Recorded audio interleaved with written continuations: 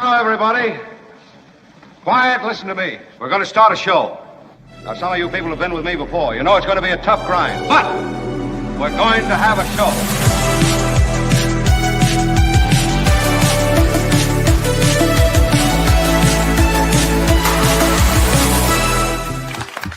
I know. I'm excited, too. I must tell you, I'm here, even as I had to be away, to introduce a really special guest into our midst.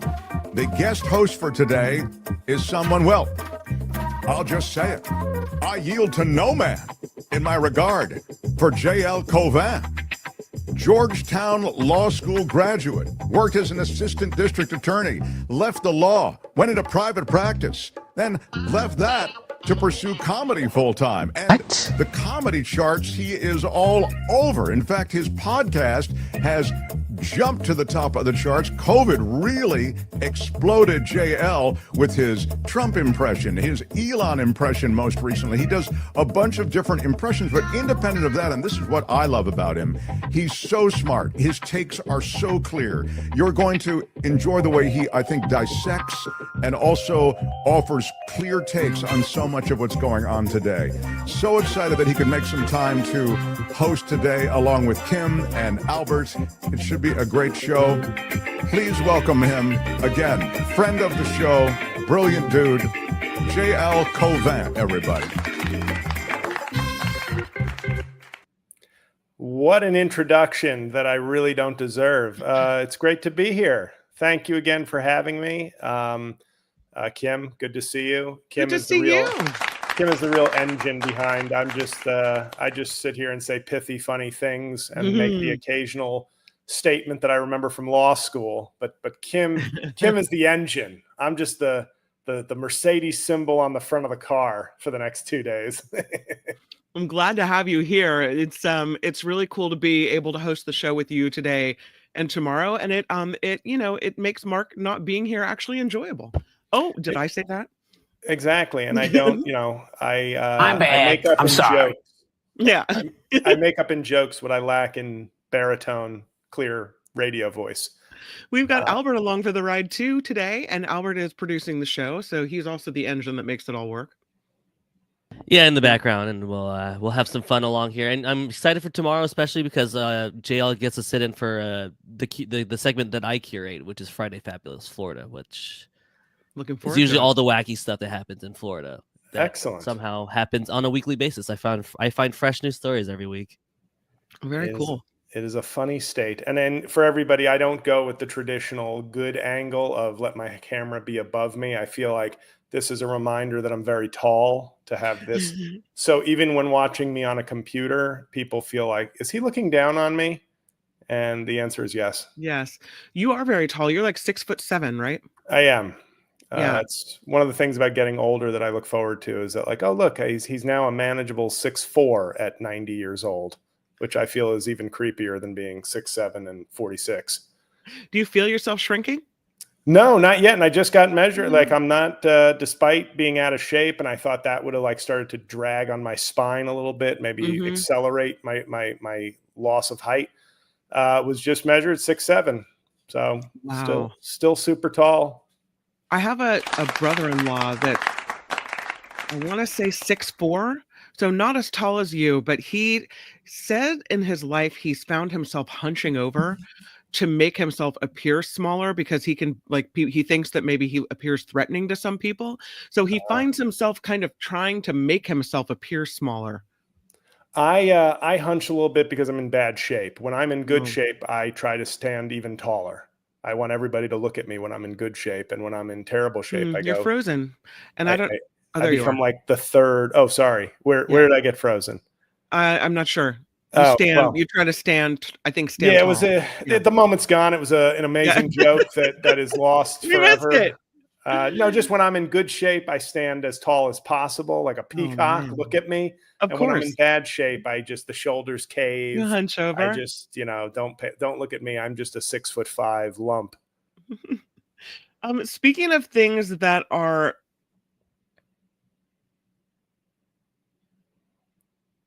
Oh, now you froze. that Trump says he's going to accept, And there's video of him basically saying, of course I'm going to take this plane. What are you, stupid? And you've got all kinds of lawmakers, GOP, Democrats, everyone coming out and saying, wait a minute, maybe we shouldn't take this plane. Maybe this is a bridge too far. But Albert's got video of what Trump had to say yesterday about this plane. He's also talking about some nukes, so we can stop and start this one. But yeah, here's Trump. I think Albert's getting to it. I'm not sure if he's got it ready. Yeah, here's Trump, and here's what he has to say.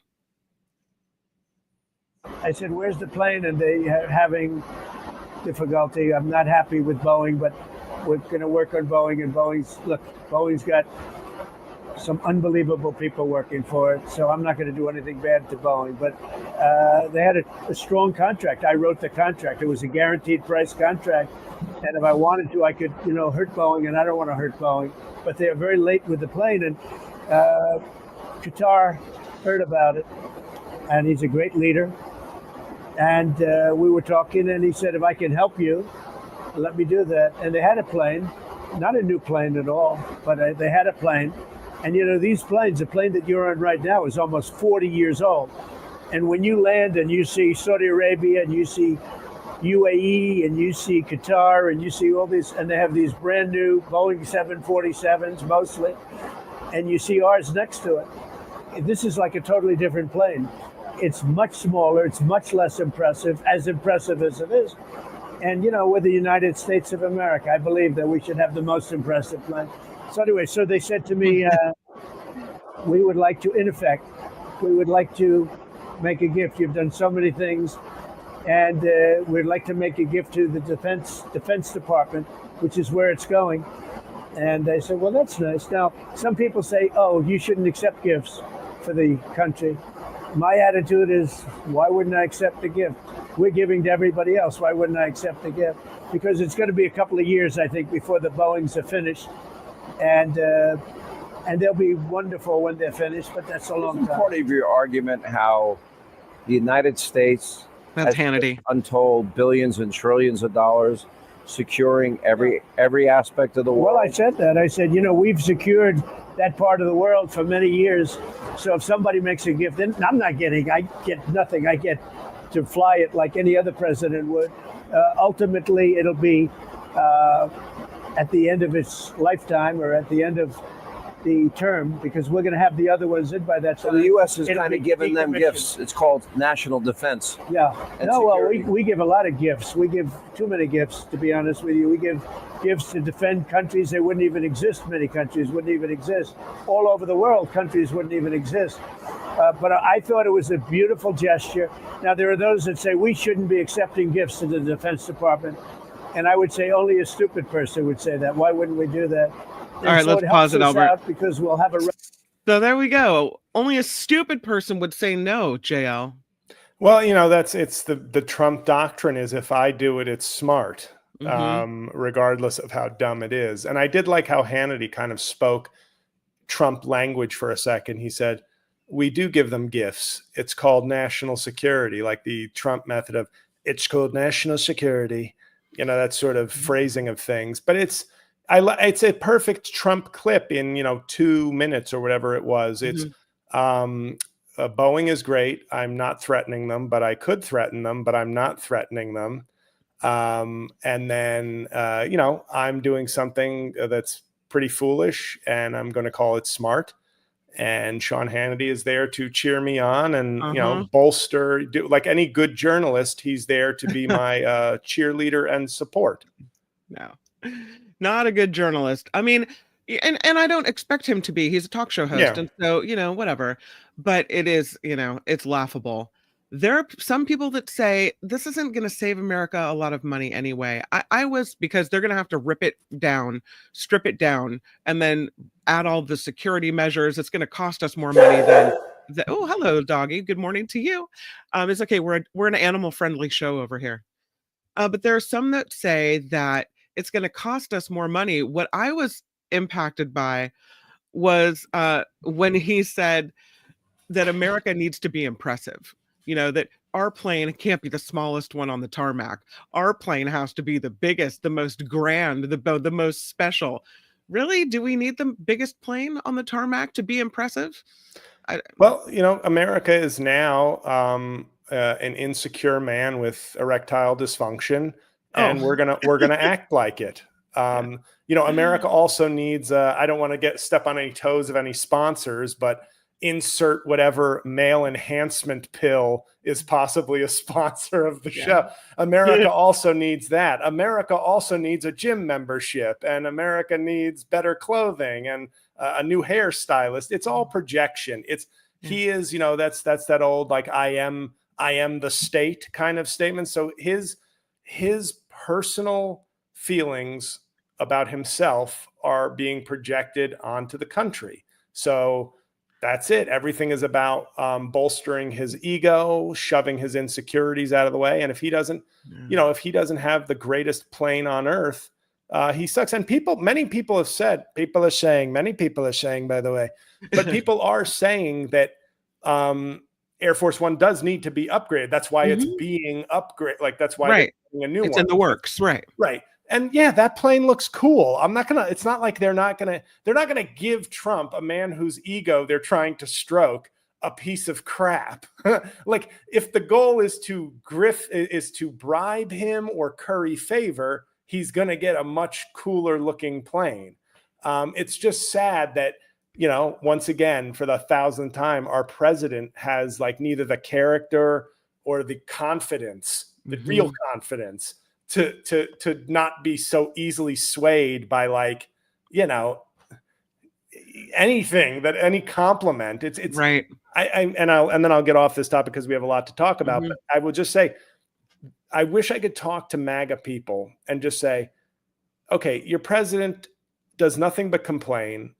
If he were any demographic other than white man, you'd have any number of 10 built-in excuses for why his whining, complaining, he should just pick himself up by his bootstraps. Well, he should be a real man, et cetera, et cetera. But because it's him, he gets to buck every sort of idea that you seem to throw on everybody else. But the idea that every foreign leader, and Qatar is obviously no different, they have the wealth to sort of gift him a huge, nice plane, well, leaders know the first thing you do is you come in and you compliment him, and you say, and it sounds like they're dealing, and I mean no disrespect by this when I say this, like you're dealing with a child, or dare I say a special needs child, where it's like, okay, we want everything to be very nice and very calm for Donald. He's a little unsure of himself. He's just learning how to be a leader and a president. So when you walk in, tell him his shoes are nice. Tell him he's very tall. Tell him you love what he's doing and that his picture is very nice and you're going to put it on your refrigerator. And if he poops his pants, don't say anything. Act like everything's okay, because that can set him off. That's our leader. That's our president. Other countries' leaders have to treat him like a child with, like, needs or a temper problem or something. And the world knows it. The world knows it. And this is who's representing America. I find it embarrassing. It's embarrassing. I said on other shows, and I said the way he should be branded, as far as I'm concerned, in messaging, is a dangerous embarrassment. When Kamala Harris said he is not a serious man, but the consequences of him are very serious, that was a perfect description. And I think more simply, he is a dangerous embarrassment. That is great. I mean, that is a great way to describe it. Not great. That is a great take, JL. It is a great take. That's my very rough in progress, Mark Thompson. That's your mark? 1.0, version 1.0. It's a work in progress? No, it's very I love much it. a work in progress. This whole trip to the Middle East, I don't think we knew exactly that there was going to be all this deal making, the lifting of sanctions on Syria. They have met with all kinds of leaders and struck all kinds of deals, and the announcement of a big Boeing contract, all kinds of things. This has been kind of a lucrative trip, and he's touting it as successful. And I guess if your whole point is to go to the Middle East and hammer out economic deals and arms packages and all these things, then I guess it's been successful for him. I think that Donald Trump, if not for the brown skin, he would want to be a Middle Eastern chic. It's sort of a very transactional culture. It's a very masculine culture.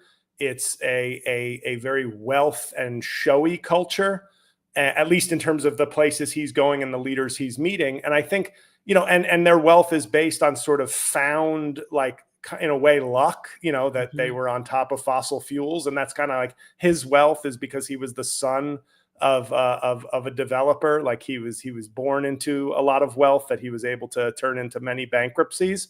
But I feel like he likes this even more than maybe Putin. I think he respects a Putin or a Xi for their strength and their dominance. But I really think if Trump could pick any lifestyle on earth, I think he'd want to be like a Middle Eastern billionaire, like just wealth and gaudy and sort of transactional and masculine. It's just the brown skin is really the only thing probably that's like, a deal breaker for him.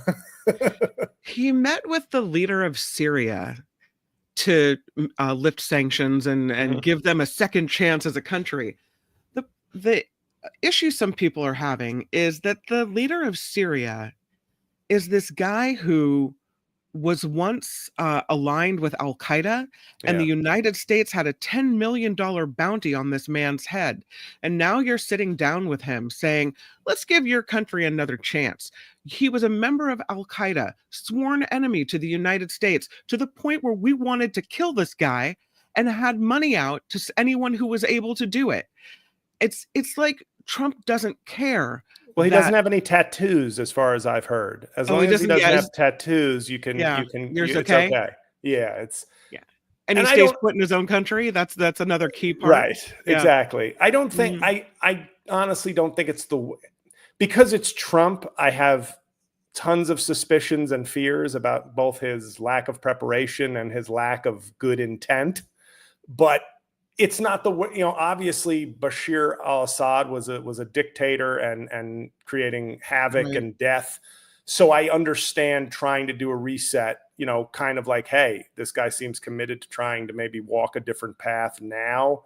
And if we can't Trump does not have that sort of interventionist, like, nope, we're going to plug in our own guy, like we used to in the 70s or 80s. I think he has I don't think it's the worst thing for a normal president to do at this point, but Trump is not a normal president. So it's a wait and see what grift or disaster is yielded from this. I wonder what the Secret Service was like. Okay, this guy was aligned with Al-Qaeda, maybe a member of Al-Qaeda. So, like, how many extra agents are in the room? Because the whole point of Al-Qaeda is down with America. What I hear, though, from what I hear, not a dues-paying member, not a card-carrying dues payer. Yeah. So, I saw this story this morning about that Trump is saying that it's the most transparent White House in history. We're not trying to keep any secrets from you at all. He's just referring to the skin tone of his cabinet. Oh, is that what the most transparent, most white? Yeah. This story it's out of the Huffington Post, but it says that Trump aides released just 20% of the transcripts of his speeches and interactions with the press over his first 100 days. So most of the comments that are the wildest, we haven't heard. They're keeping 80% of what happens under wraps. Not the most transparent White House in history. No. So they have not even the most transparent Trump administration in history. No. They say they have little interest in making the vast majority of Trump's speeches and interactions with journalists readily accessible to the public. They've only published 29 transcripts of the 146 public remarks that he made in his first 100 days in office. His White House posted transcripts for only 11 of the 40 speeches, which Trump did not take questions from the media during that time, and only one of his 6 formal news conferences, according to this review done by the Huffington Post. Of the 98 media availabilities in which he took questions from reporters, only 15 of those transcripts have been made public. So maybe not the most transparent. Yeah, well, it's in their defense, it could be the laziest. Maybe they're just on the plus side, maybe they're just lazy and not trying to hide things. But it's never a good thing when the your president runs an administration on like pleading the fifth. Yeah. Like, is their default for running the country? It's like, no need to see that. No need to no, we're not gonna. That's okay. You don't need to know what the president is saying and doing. It's okay. Maybe they figure, well, it's public domain anyway. These interviews are already out in the public, so they don't need to publish them. But you would think that he would want everything published with his name on it. But perhaps there are some things that he says that are just way out there that they're trying to keep down.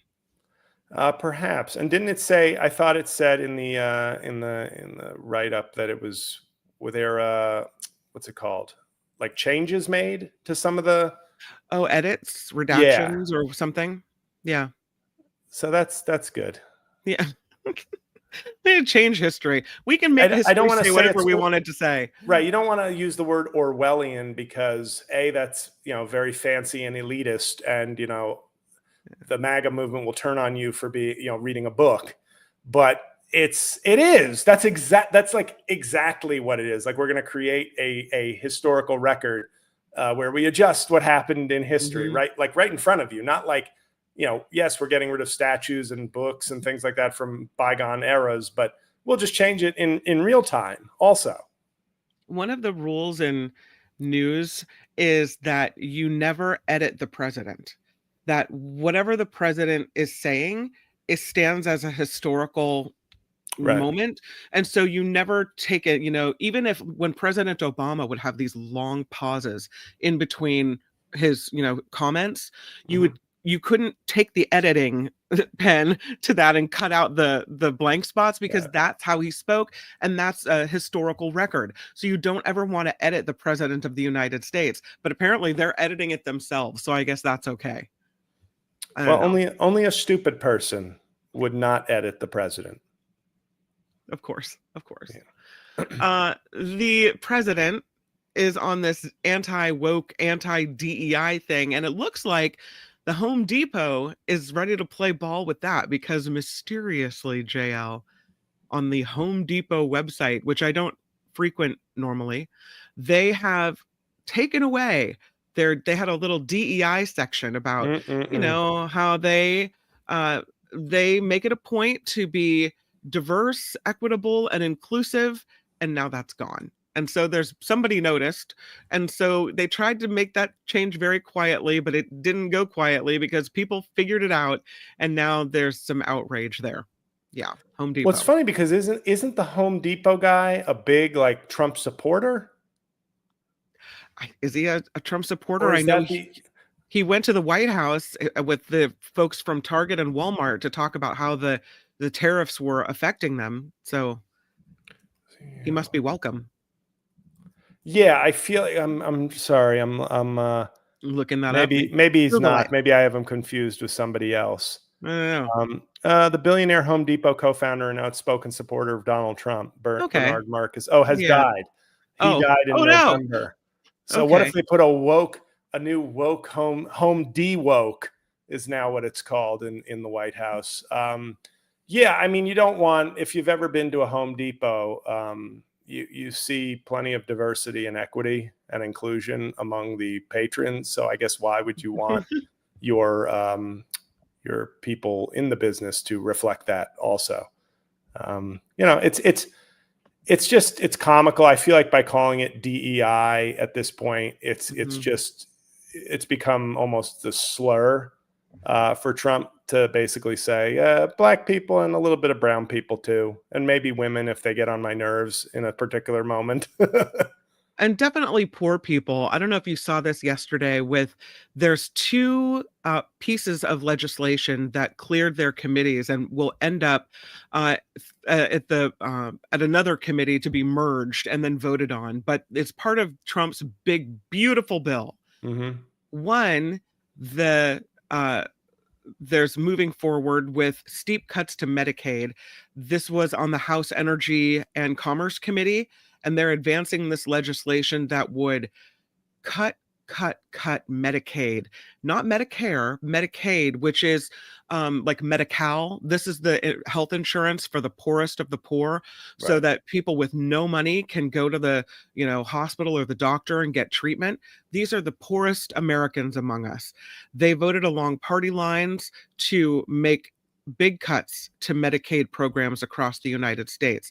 And then you had the House Agriculture Committee also voting along party lines to make as much as $300 billion in cuts to nutritional spending. And that's food stamps, I think is it called SNAP? I'm not sure what that stands Supplemental Nutritional Assistance something Program. assistance It's right program. here. Yeah. Mhm. How did I And- miss? I missed the two easiest words. There you go. 42 million people in the United States pay for food using that. And these, again, poorest of the poor people. So this big, beautiful bill doesn't really help the poor. Yes, but you don't understand. What it's going to do is help us renew the tax cuts for very wealthy people. Oh. And if you're a student of American history, you know that the first place those extra earnings go or extra savings go to the wealthiest, they will, I think I'm just making this term up, but they will trickle down to the poor people. So it makes perfect sense. And I think we've seen it happen all the time throughout American history, or at least modern American history. You're really on the wrong track morally as MAGA and Trump if Josh Hawley is like putting out his hand and saying, stop, this isn't right. Right. And credit to him. I know this is a weird thing to say because I've criticized him plenty on many things, including his sort of feigned ignorance of the Constitution, despite being a former Supreme Court clerk. At least he is owning the sort of consistency that people want to attribute to Trump as a quote unquote populist. At least Josh Hawley is trying to he backs up by support. He was one of the few guys who supported Lena Khan in her fight against big tech. And he is being consistent here as far as, yes, I am not for the corporate giveaways. I am for, Missourians and Americans who need this help to continue to get this help. And if Josh Hawley can be an outspoken, stand his ground and not cower to Trump or to, Trump says one thing one day and another thing the next. Yeah. I think he'll have a firing squad in front of poor people if it gets his big, beautiful bill done. And then he can forget about legislating and doing anything that's like work. But if Josh Hawley is your champion, the Republican Party has lost, is sort of beyond lost. It wasn't the only committee that happened yesterday. Alexandria Ocasio-Cortez from your neck of the woods says that she was addressing the camera instead of her GOP members that she was talking with about cuts to healthcare and women's health and reproductive health. And they didn't like that she was mugging for the camera. And so there was this kind of scuffle back and forth between taking her time back because they didn't like where she was looking in the room. We have video. 2.7 million Americans on the other side of that screen right there. Hello. Hello. That's her doubling I'm talking down. to you because I work for you. And they deserve to see what is happening here. Because there are plenty of districts, including Republican ones, where 25% of your constituents are on Medicaid. 40% of your constituents are on Medicaid. And yes, I am talking. Well, the gentlelady, Yeah, they wanted to take her time away. They didn't like that she was talking to the people. They wanted her to be talking to them. So interesting. Gentle lady, just on a very superficial note. Gentle lady, gentlewoman sounds more like professional. Gentle, I don't know, especially coming from like an old Republican voice, like, well, the gentle lady. It sounds like he's kind of being like little lady. Yeah, not that he meant that, but it kind of No. felt like that. Yeah. Well, this is a little, I remember I once met AOC and she was like, my eyes are up here. And I was like, what? I was just, no? Okay. Anyway, throw that in for some of the MAGA listeners who like their humor with a dose of sexism. You are very tall, so your eyes are always up here, aren't they? Yeah, I'm always, Yeah. my eyes are like, it's like, stop looking at my scalp. That's right. That's right. I mean, maybe you could say she was showboating a little bit. I don't know. But she had important points to make, and they kept trying to slam her down. Yeah, and I'm sorry. It's like, yes, she's showboating here on purpose as a response. But if you've ever watched C-SPAN, and I binge it all the time, I'm currently like deep into season 211 of C-SPAN, but they don't. It's tough on your neck if you're like having to look in a 180 degree direction during your whole talking. Most of these people are reading from papers. They might swivel their chair, but it's not like they're making dead eye contact with whoever they're addressing throughout. And it is filmed. She is right. It is on TV. It's being filmed because you're sort of addressing someone, but you're also addressing people watching and citizens. So it's like I said before the show, I think it was I just want to like talk down a little bit and kind of like, for the Republic, just be like, I don't have any substantive complaint, so I'll kind of go after her style and make it seem like she's showboating. We got a comment from Luis, who throws down $5 with a super sticker. Thank you, Luis. He says DEI is totally on. If you're divisive, extremist, and incompetent, go ahead and throw down some cash and pick up a cabinet position. Thanks, Luis. Appreciate that. It's true. I mean, it seems like money talks in the Trump administration. This guy has to be really rich. Yesterday, we had video we showed of this RFK Jr. hearing, a congressional hearing. And one of the people that was led out of the room, turns out to be Ben of Ben and Jerry's Ice Cream. He was yelling, his name is Ben Cohen, he's 74, and he was yelling that Congress, oh, there he is. We'll listen to him.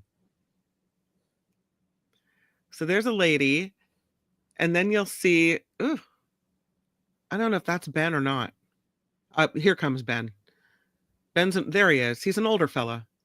He's 74. And Ben was saying Congress can pay for bombs that kill kids in Gaza. And he was yanked away by a police officer.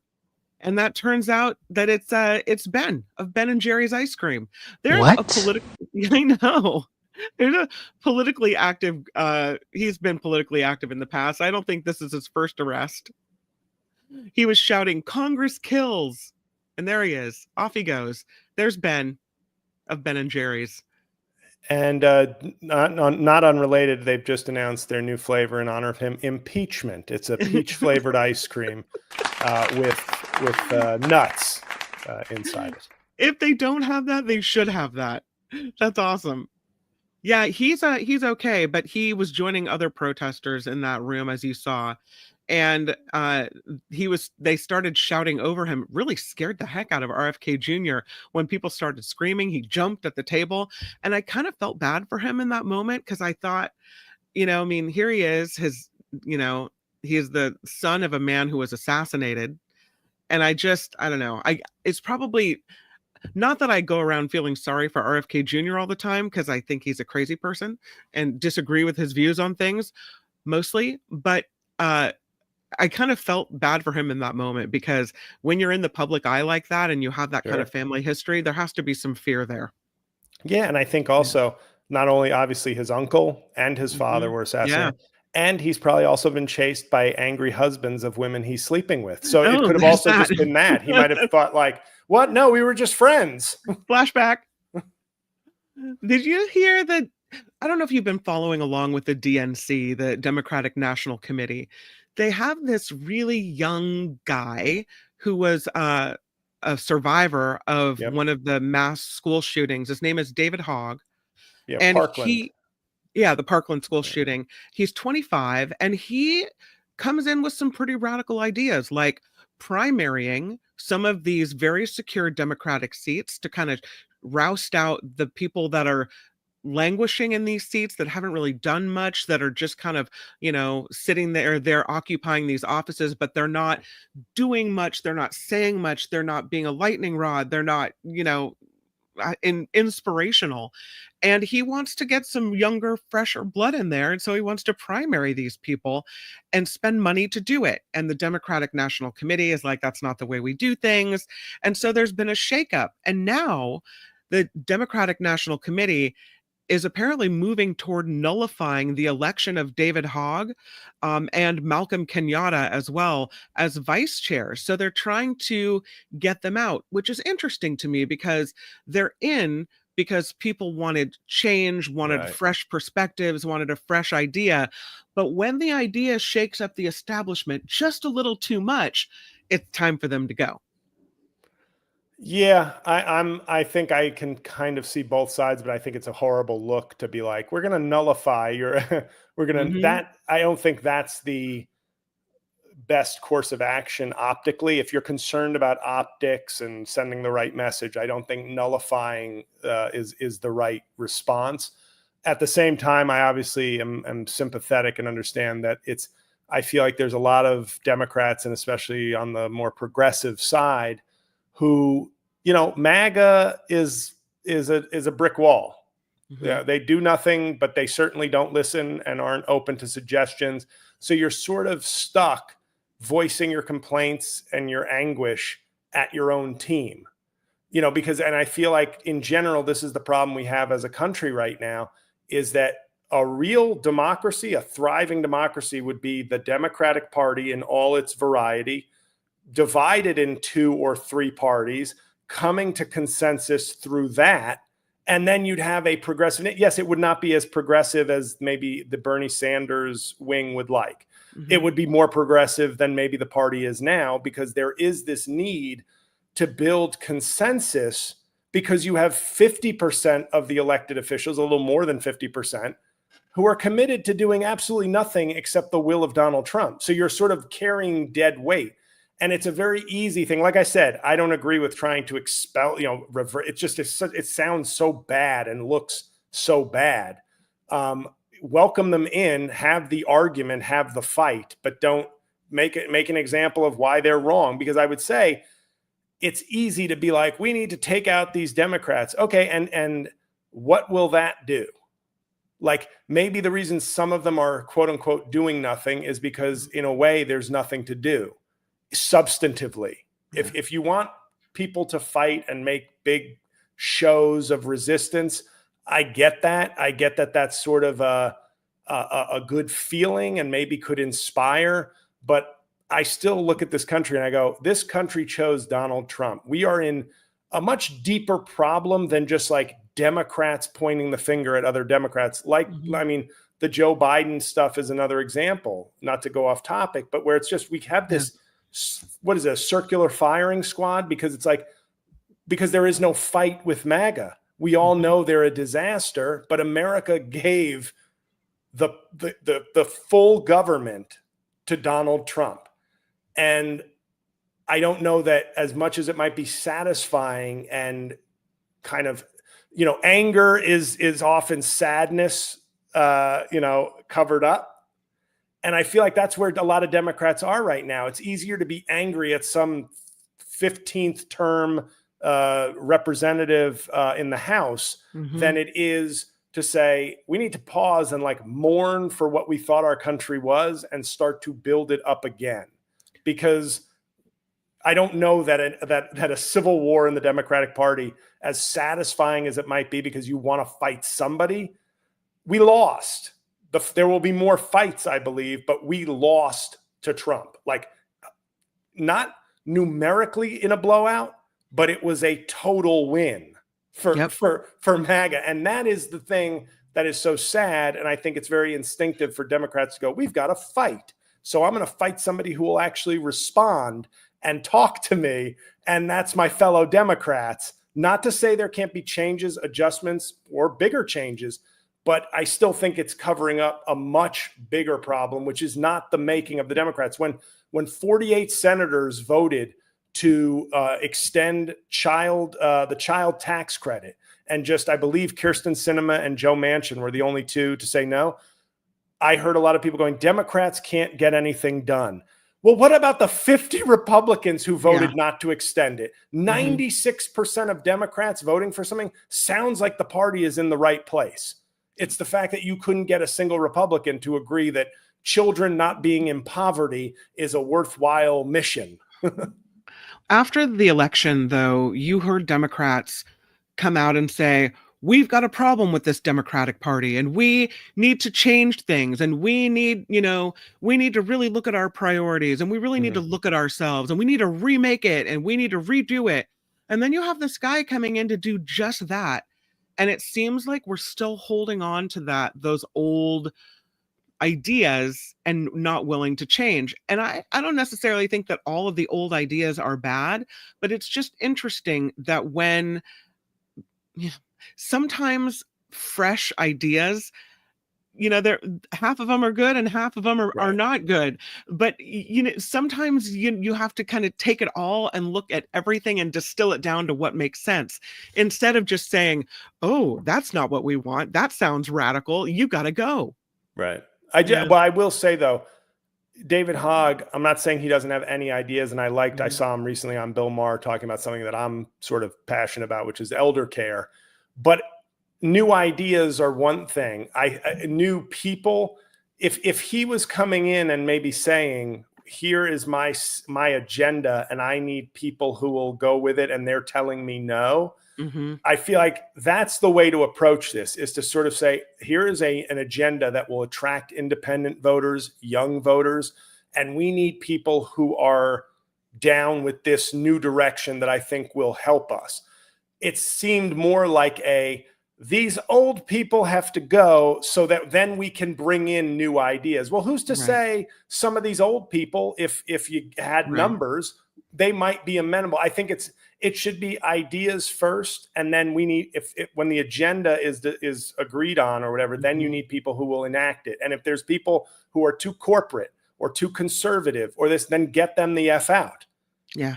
But I think if you attack the people first, based on just sort of a vibe of we need fresh blood, I kind of agree. But on individual levels, each representative is in a different place where it's like, well, I may be old, but I'm down with the cause. I'm fighting the good fight. I'm not dead weight just because I'm old. Whereas who knows, there might be a 45-year-old in there or a 40-year-old who's just, taking checks and enjoying their job. And they are dead weight, even though they look maybe like part of a new generation. You mentioned former President Biden.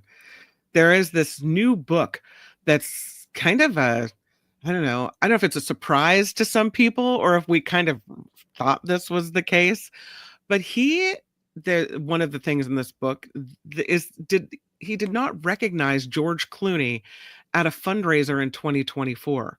The movie star co-hosting this fundraiser. And I think that's when George Clooney was like, oh, this is bad, right? They tried to meet each other backstage, and the president apparently appeared diminished. George Clooney said he looked like he'd aged a decade since Clooney had seen him in December of 2022.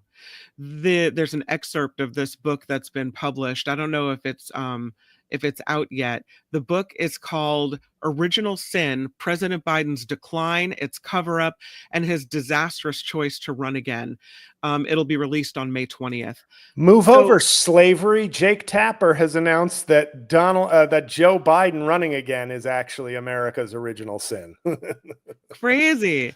I mean, we knew he was diminished, but I still think there's something to this. And I don't want to say, oh, it's okay for us to have a president that's not completely with it. What a cover, by the way. I got to be objective on the art choice, and that is a pretty powerful and humorous cover. In the past, there have been cover-ups for presidents as well. Wasn't it Roosevelt? They didn't want anyone to know he was in a wheelchair. Yep. There are things that we hide. What Reagan, who had Alzheimer's on his way out. I don't even know what that was about. I mean, could he remember the names of people in the White House even? We knew a couple years later that he had been diminished as well. I just, they're now looking back and trying to say it was worse than we thought. It was worse than we knew. But I think when we saw him in that debate as a country, we Yeah. knew, because even Democrats were like, oh, okay. And right. And to be fair, I thought, like what I've told people, I thought his State of the Union 6 months earlier was quite strong. I felt like that was regarded as a test. And obviously, a prepared speech is very different than a debate, of course. Right. But I actually thought he looked strong. He engaged. He went back and forth with some of the hecklers. So I felt sort of like, yeah, he's old, but no, he still can do it. He can still do the job.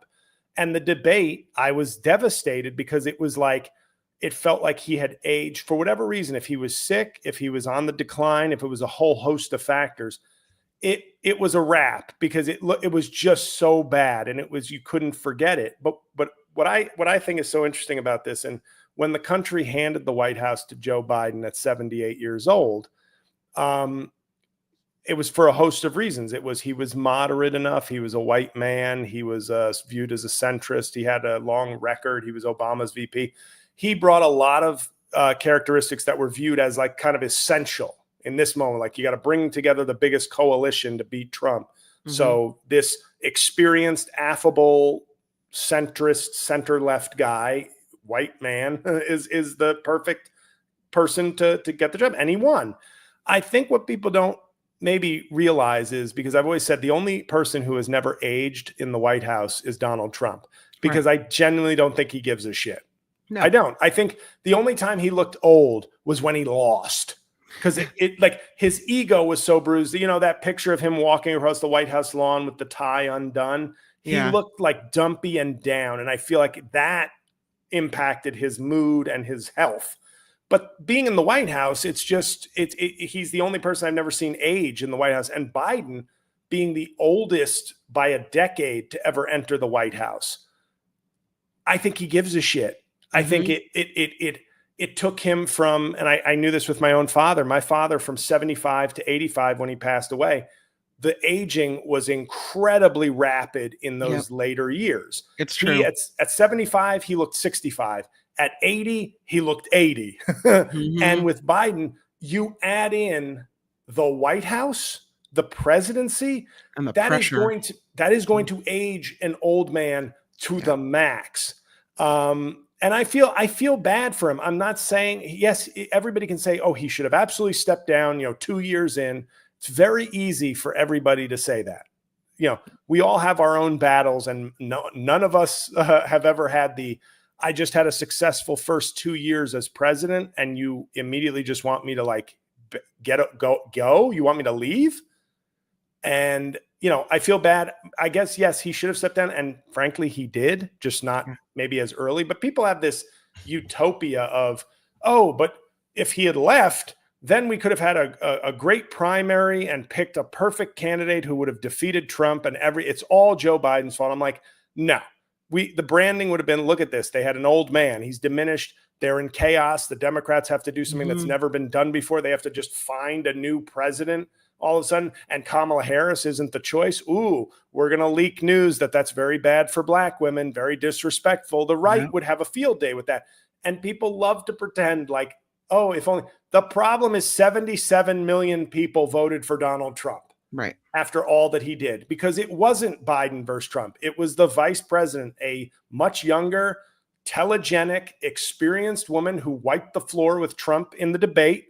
Didn't matter. Did not matter. It made no difference. She lost, and she lost convincingly. So it's a fantasy, but not knowing who George Clooney is, like, yeah, that's tough. Unless Biden is that arrogant that he was like, is that a mirror, Jack? Jake Tapper in this book says there was a cover-up, that the Biden staffers covered up the true extent of his demise, of his his mental wherewithal. They said, Tapper writes, it wasn't a straight line of decline. He had good days and bad, but until the last day of his presidency, Biden and those in his innermost circles refused to admit the reality that his energy, his cognitive skills, and communication capacity had faltered significantly. And even worse, they write, through various means, they tried to hide it. Should they have tried to hide it, if that's indeed the case? Or did the American people deserve to know? Or if you don't hide it, does it make America look somehow at risk to our foreign enemies. It's what I will say is if he was as diminished as they say, as the reporting says, Mm-hmm. it should have come out. But that's like the theoretical world that I wish we all lived in, where due process was still important to our president and things like that. But we don't live in the sort of everybody is honor bound no matter what the consequences. I don't think we live in that world. I'd like to live in that world. I don't think we do anymore. And when I look at, I think they probably looked at that and said, Donald Trump is waiting in the wings. If we show weakness, Mm-hmm. I guarantee you that was part of the calculation. Yeah. Is like trying to protect the country from Donald Trump. And little did they know the country would choose Donald Trump enthusiastically. But I think that's sort of the equation, the part of the equation that nobody's really factoring in, which is like, if you view Donald Trump as a national security threat and a traitor, then you have a much more difficult decision than just going, hey, everybody, Joe Biden, do you think this country, they only in hindsight, and I'm sorry to be Mr. Naysayer of Americans, but does anybody really think that this country would have been like, wow, thank you for your service, Joe Biden. You've done the most honorable thing. If he had stepped down with no information, yes. But once this comes out, they'd be like, oh, the Democrats are putting a corpse in there. They don't know what they're doing. They suck. I told you they suck. And I think people love to, in hindsight, pretend like there was a magic bullet. Like if only Joe Biden had had the grace and generosity to step down as soon as he forgot someone's name, then everything would have been perfect. And we'd have Pete Buttigieg and Gavin Newsom in the White House making the world a great place for everybody. No, that's not this country anymore. It's not. I don't know what would have happened if President Biden had stepped down earlier. I do think it's interesting that if he had left office before, that we would have had Vice President Harris as then President Harris and an incumbent. And there's something about that I think might have been more powerful for her. As you know, even if it was only a year or several months, that she would have somehow been tested and she would have been already in the office. We would have had, the ability to see her in action. I don't know. Can I tell you what? Can I be the Mr. Cynical again? Please bring it on. We had Obama for 8 years, and America's response was Donald Trump. Yeah. If we had a black woman as president, the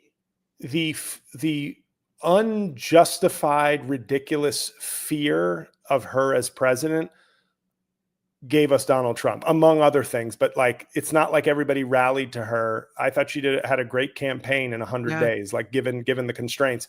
But if she were actually wielding that power for a year, I think the forces that are behind Donald Trump would have been, if possible, even more motivated. And I think they just would have been like, this radical, incompetent, cackling black lady. I mean, it just, if Obama scared the Trump voter into voting for Trump, then I hate to say that. I'd love for you to be right and be like, oh, that would have been better. But no, sadly, you're right. Yeah. I try to be hopeful, and I think it's in my nature, and then we get slapped down every time a woman runs for president, and then I forget a little bit how that felt. And so thanks for reminding me, Jay. I'll really appreciate that.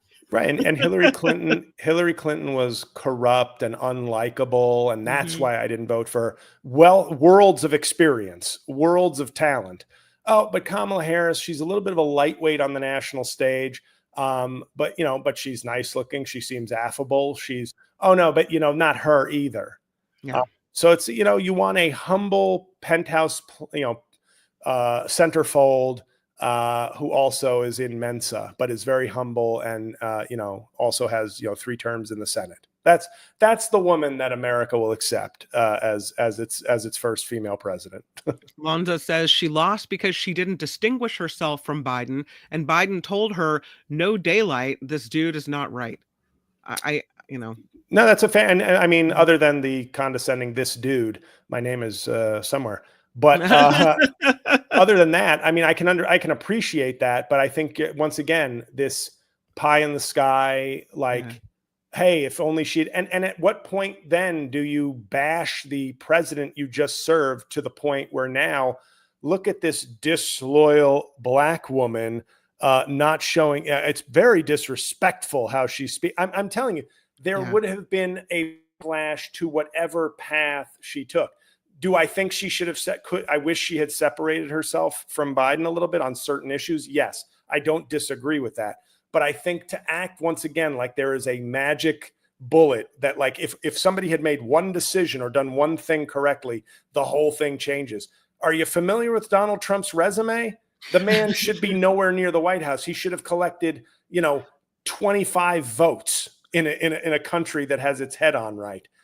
So yes, Kamala Harris didn't distance herself enough from Joe Biden. Well, Donald Trump didn't distance himself enough from treason and racism for my taste, but that didn't seem to hurt him. So there's a lot of talk in the chat. Sincerely, this dude. There's a lot of talk in the chat from people saying, I'm not going to believe this book. I wouldn't believe what Jake Tapper has to say because he sold out. Then people saying, what's the point of even talking about the past when look at what's going on right now?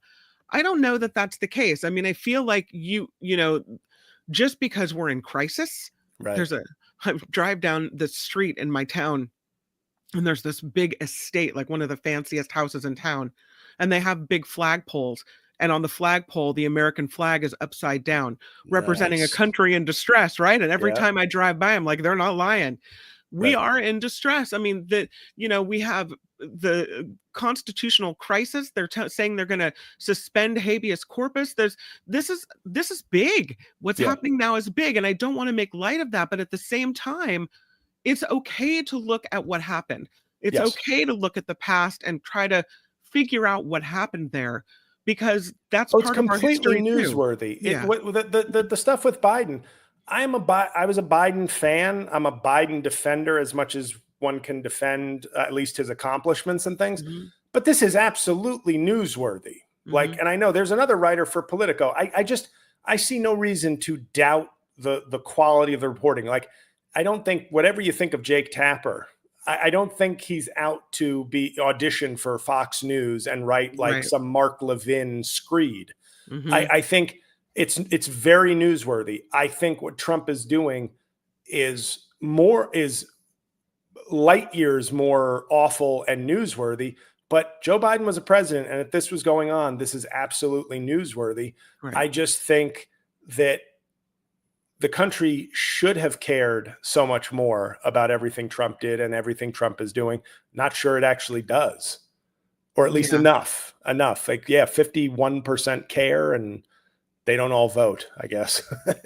Can we talk for a minute about this habeas corpus situation? And we'll talk more about it when our former federal prosecutor and now defense attorney David Katz joins us. But your first career was in law. You have a beautiful marriage of an amazing mind and all of this legal knowledge and a great sense of humor that you've combined into comedy.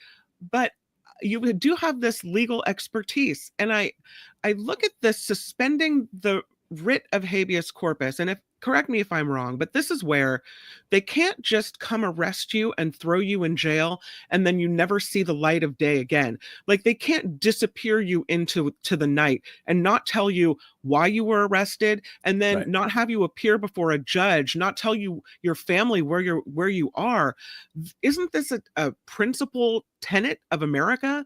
Like, something that makes us stand out from the countries we've kind of looked at askance for human rights abuses over the years, like China and Russia, where they can, spirit you away and God knows where you end up. That doesn't happen in America because we have rules, because we have a constitution. Can they really do this?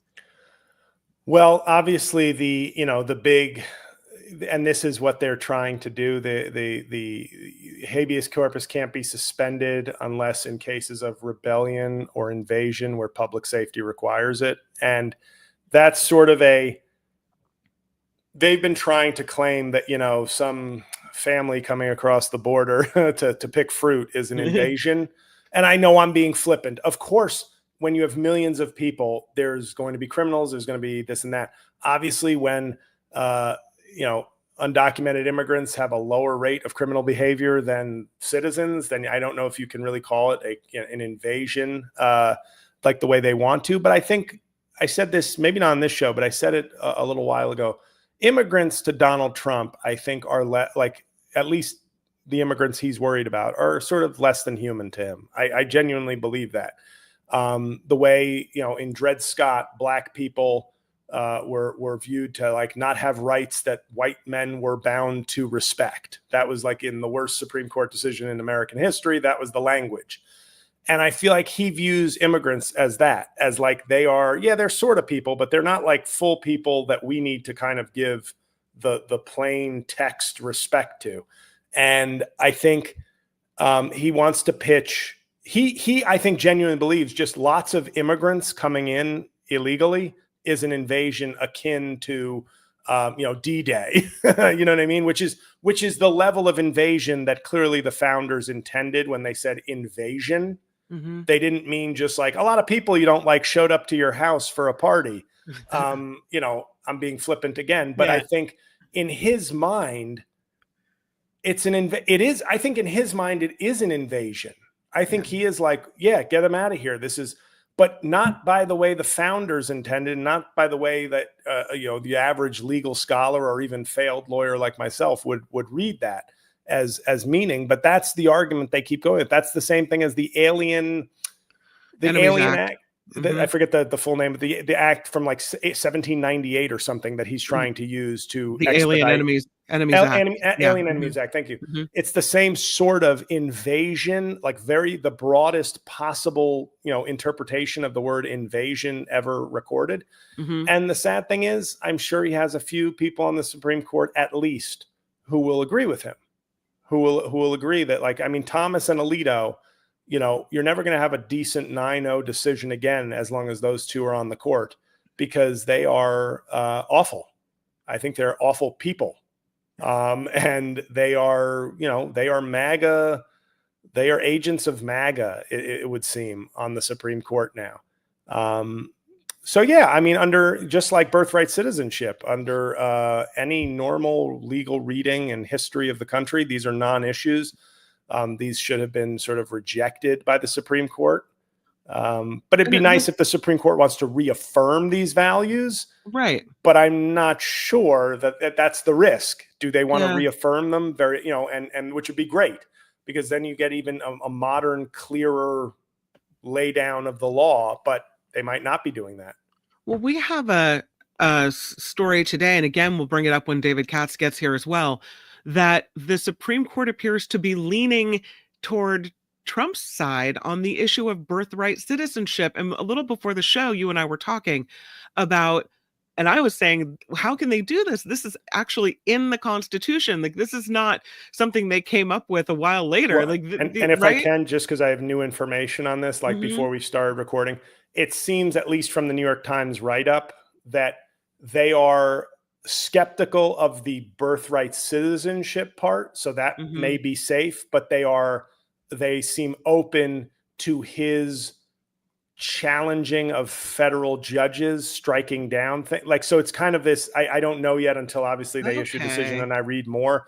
It seems like, once again, a court trying to split the baby maybe and not anger completely MAGA, but that maybe they want to give him even greater executive power on certain issues, right, while saying, but birthright citizenship specifically is that's the law. But if I don't know yet, because I only saw a snippet before we started the show, but I don't think but I could be wrong. But that was the first impression that I read, was that it might not be a total loss for Trump, but that the judges seem kind of we're pretty good on birthright citizenship, maybe. So explain yourself. You said something interesting though, which is you have this knowledge about how long something has to be kind of in place or a precedent in order for it to be overturned or challenged.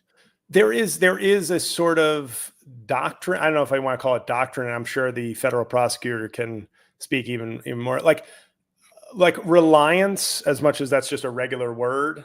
It's sort of like the judges often, I don't know about this court, but will often take things into account of like, yeah, how disruptive will this be? How, like, if 5 generations of America, if America has been built on this as a sort of foundational assumption, then you can take that into account when you're thinking about, now the originalists on the court will just play their silly game of what did the person writing this in 1868 believe? And that is the only thing we can do. And we will interpret that how we want to justify our decision, but we are originalists.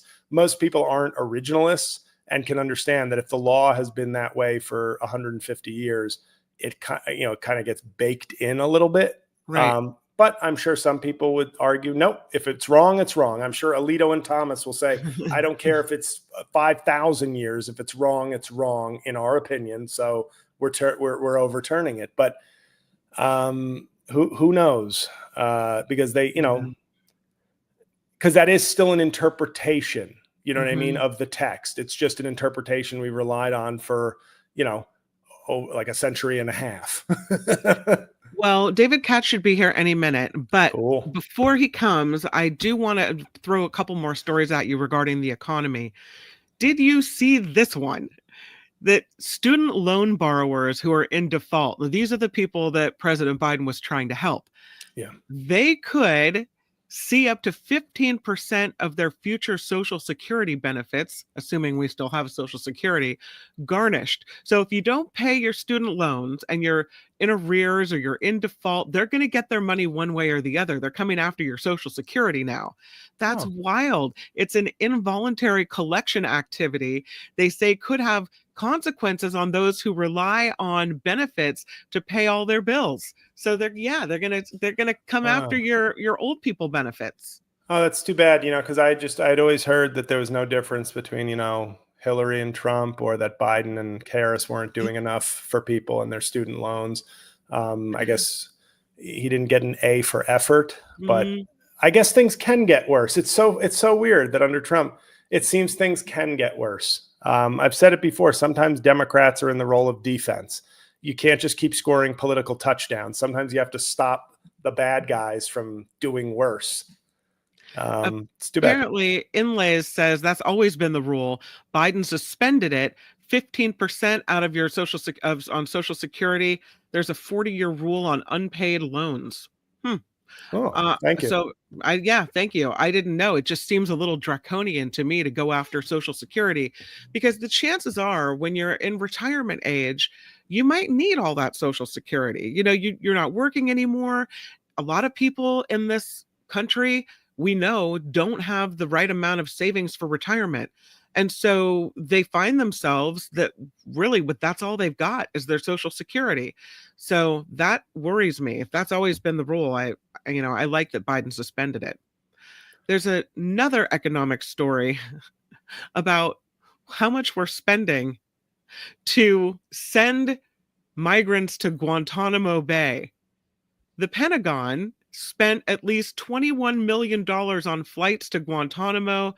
There are currently only 32 migrants being held there. What? That seems like an awful lot of money for an awful few amount of people. How much money was it? 21 million to transport migrants to Guantanamo Bay on military aircraft between late January and early April. This is according to figures provided to Congress by the U.S. military. It feels like one of those pharmacy manager benefit places is running this. They're like, actually, your plane ticket was going to be $800, but it's now $438,000 is what we'll be charging. It just doesn't seem smart. And they had envisioned at one point Guantanamo Bay as this big place where they were going to put all these migrants, all the tents down. It just seems, I don't know, We've got Alcatraz now. Oh, is that? Alcatraz, the flights will be cheaper to Alcatraz. It's so ridiculous. When he comes out with something ridiculous like Alcatraz, I think immediately, what are they trying to divert my attention from? Right. Because obviously, there's no way Alcatraz is going to become a federal prison again. I mean, for a million different reasons. And so when you say something that outrageously wild, Right. what is it that you want me not to focus on? You know?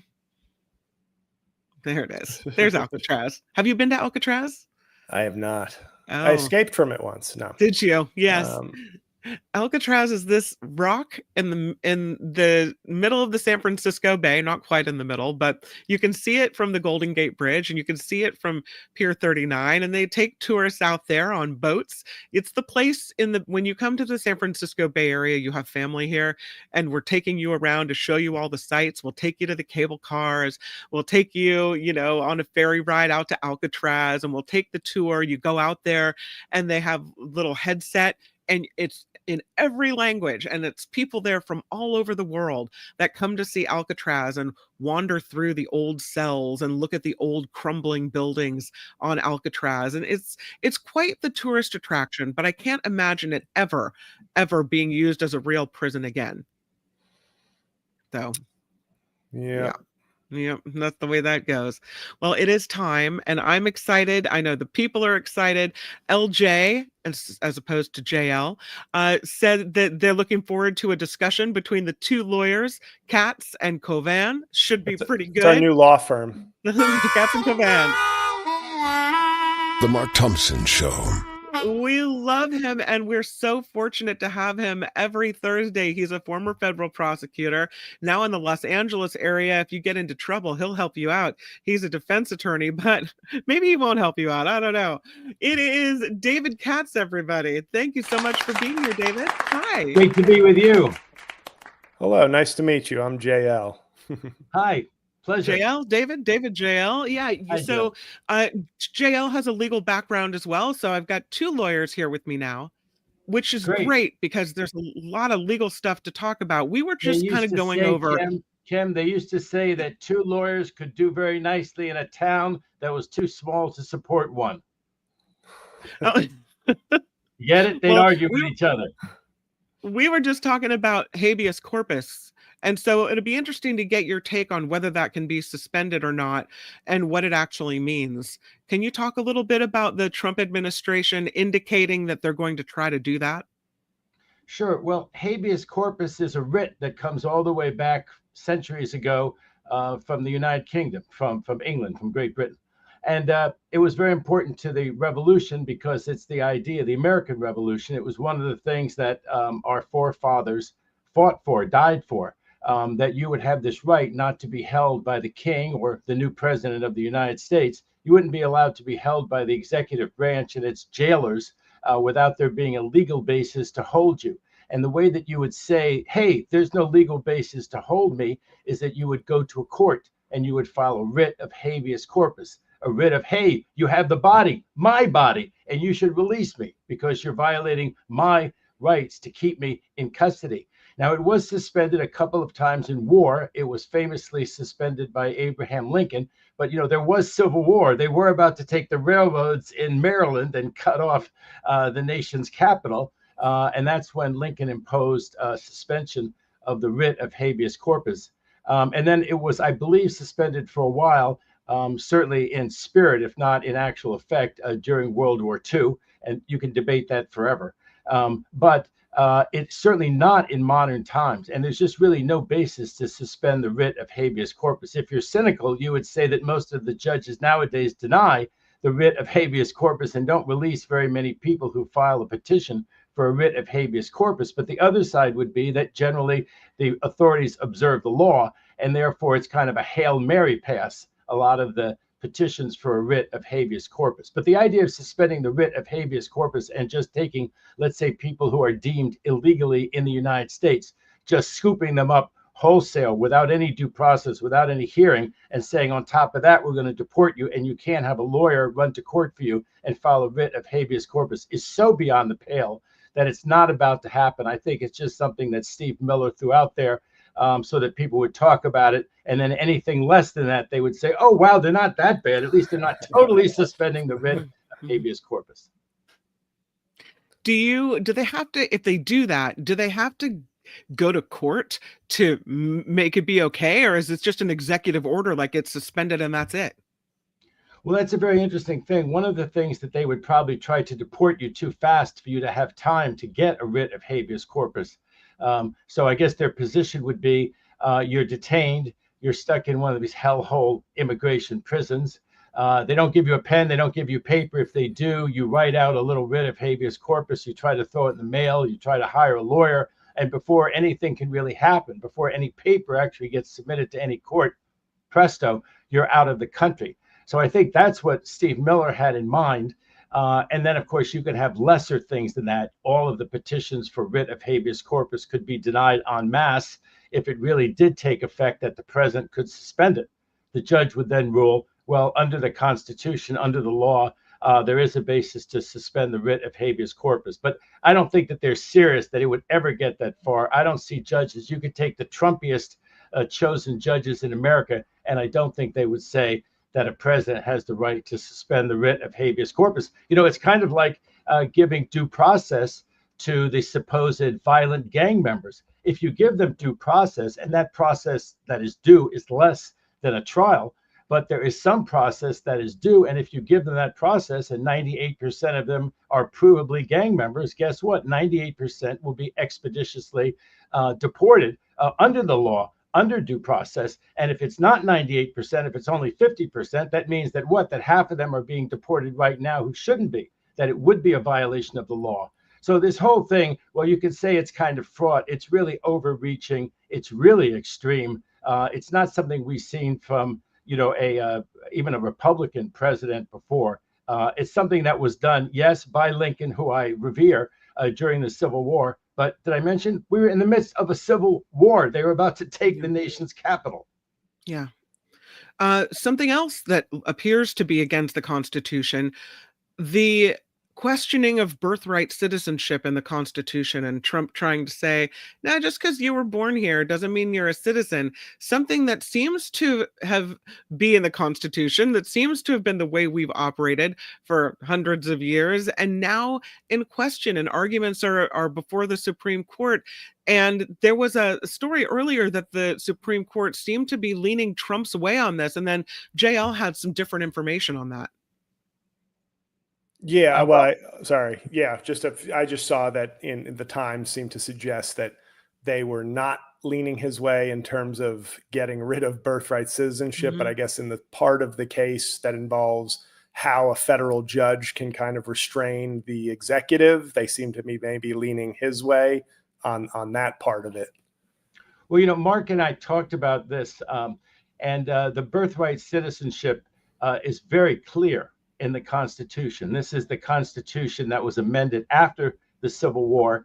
The kooky, wacky argument that's been made in academia but never been given much traction, now it's in the U.S. Supreme Court, is that somehow this language in there about under the jurisdiction of the United States has some meaning that the wacky, kooky side gives to it. It doesn't have that meaning. Mark and I talked about this, that the meaning that it has is that, and think about the situation in the world in 1870, 1868, you know, the French and the English were very mighty. They stayed out of the Civil War. Everyone was worried about what influence they and their diplomats might have. If you didn't say within the jurisdiction of the United States, somebody who was born in the United States, son or daughter of a French or English diplomat, could rise not only to great power, they could rise to be the president of the United States if you gave them birthright citizenship.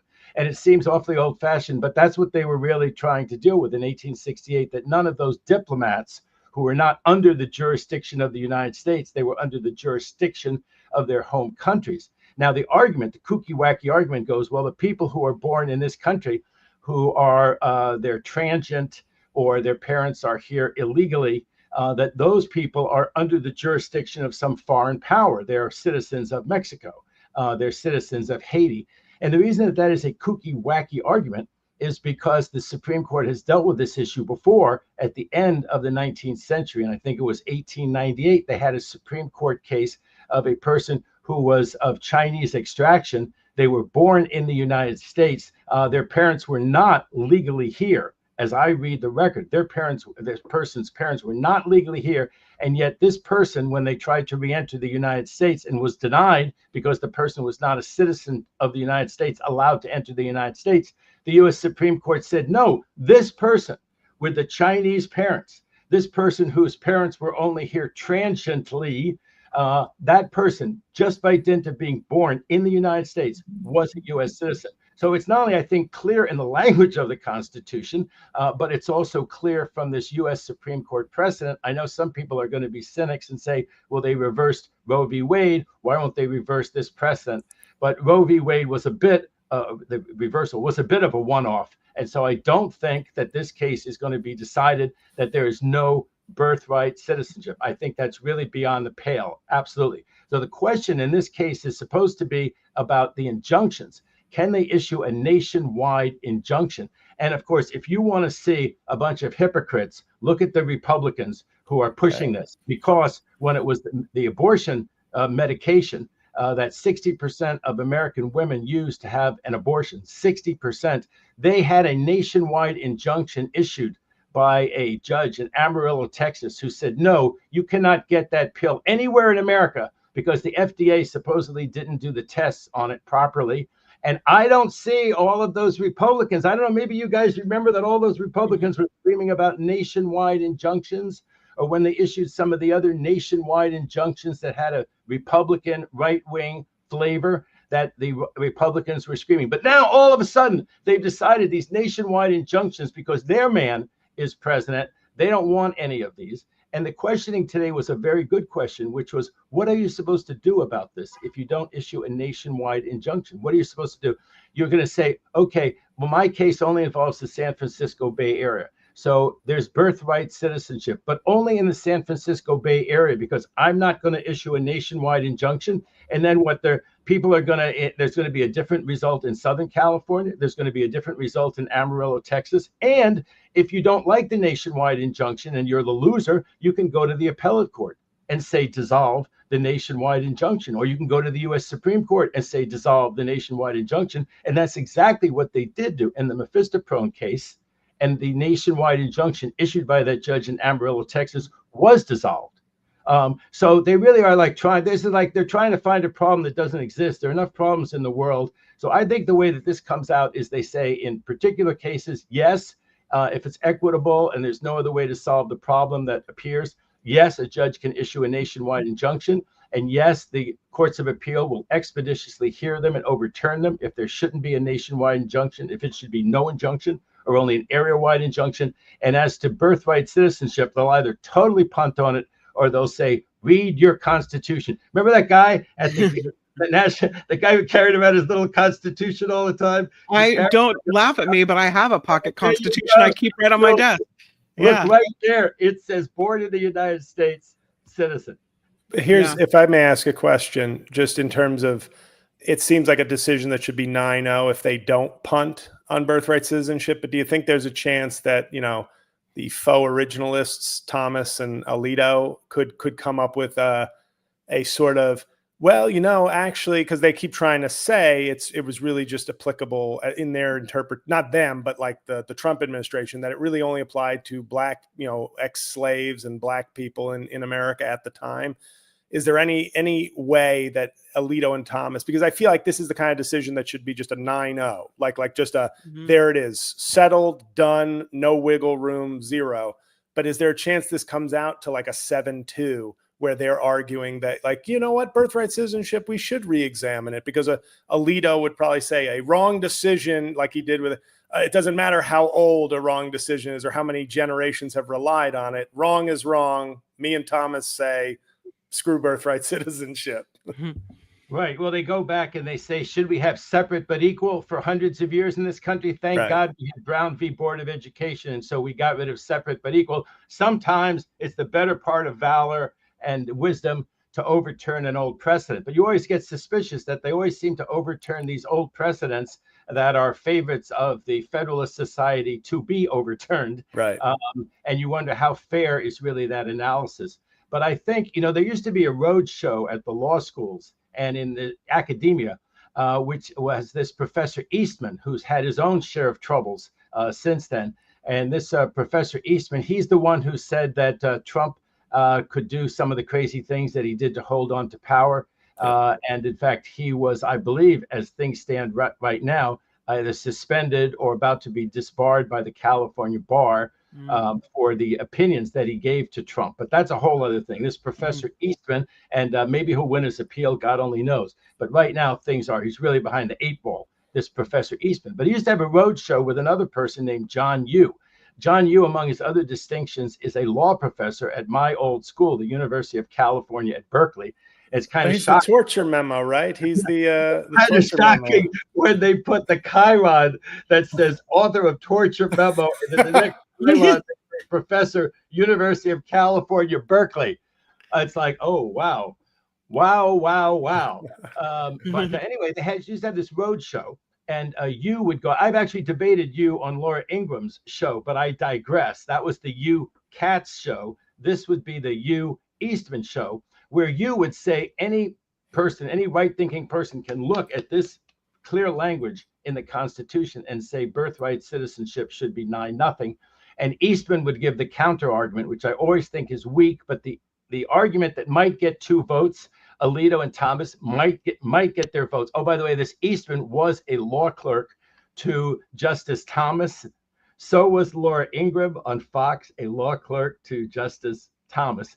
And so was the lawyer who famously argued that Trump could shoot somebody on Fifth Avenue and not even be prosecuted or arrested. So there would be some of the law clerks of yesteryear of Justice Clarence Thomas. But the argument goes that what they were trying to remedy was the Dred Scott decision in the 1868 amendment to the Constitution that said that blacks could never be citizens, could never participate in civic life in America. And so the goal of that Congress was to give that participation and that citizenship to former slaves. And they were not focused on this problem of people whose parents were totally illegally in the United States. And would that, as Trump says, you touch the sand of America and you suddenly become a citizen?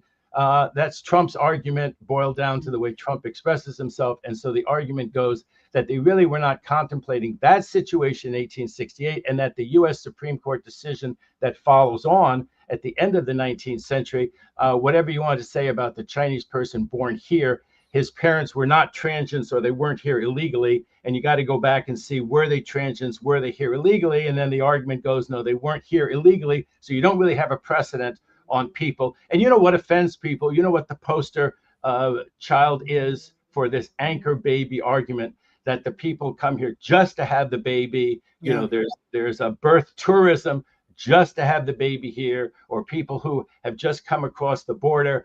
And their dramatization of it. I don't want to have my baby on the Rio Grande, swim the Rio Grande, have the baby on this side, and it changes everything.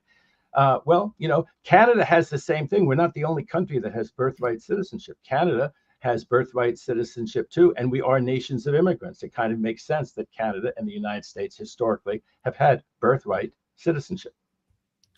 There is a new law being considered in the state of Georgia, and the headline is outrageous, but I kind of understand the law. So the law would allow criminal defendants to recover legal costs if the prosecutor in the case is disqualified.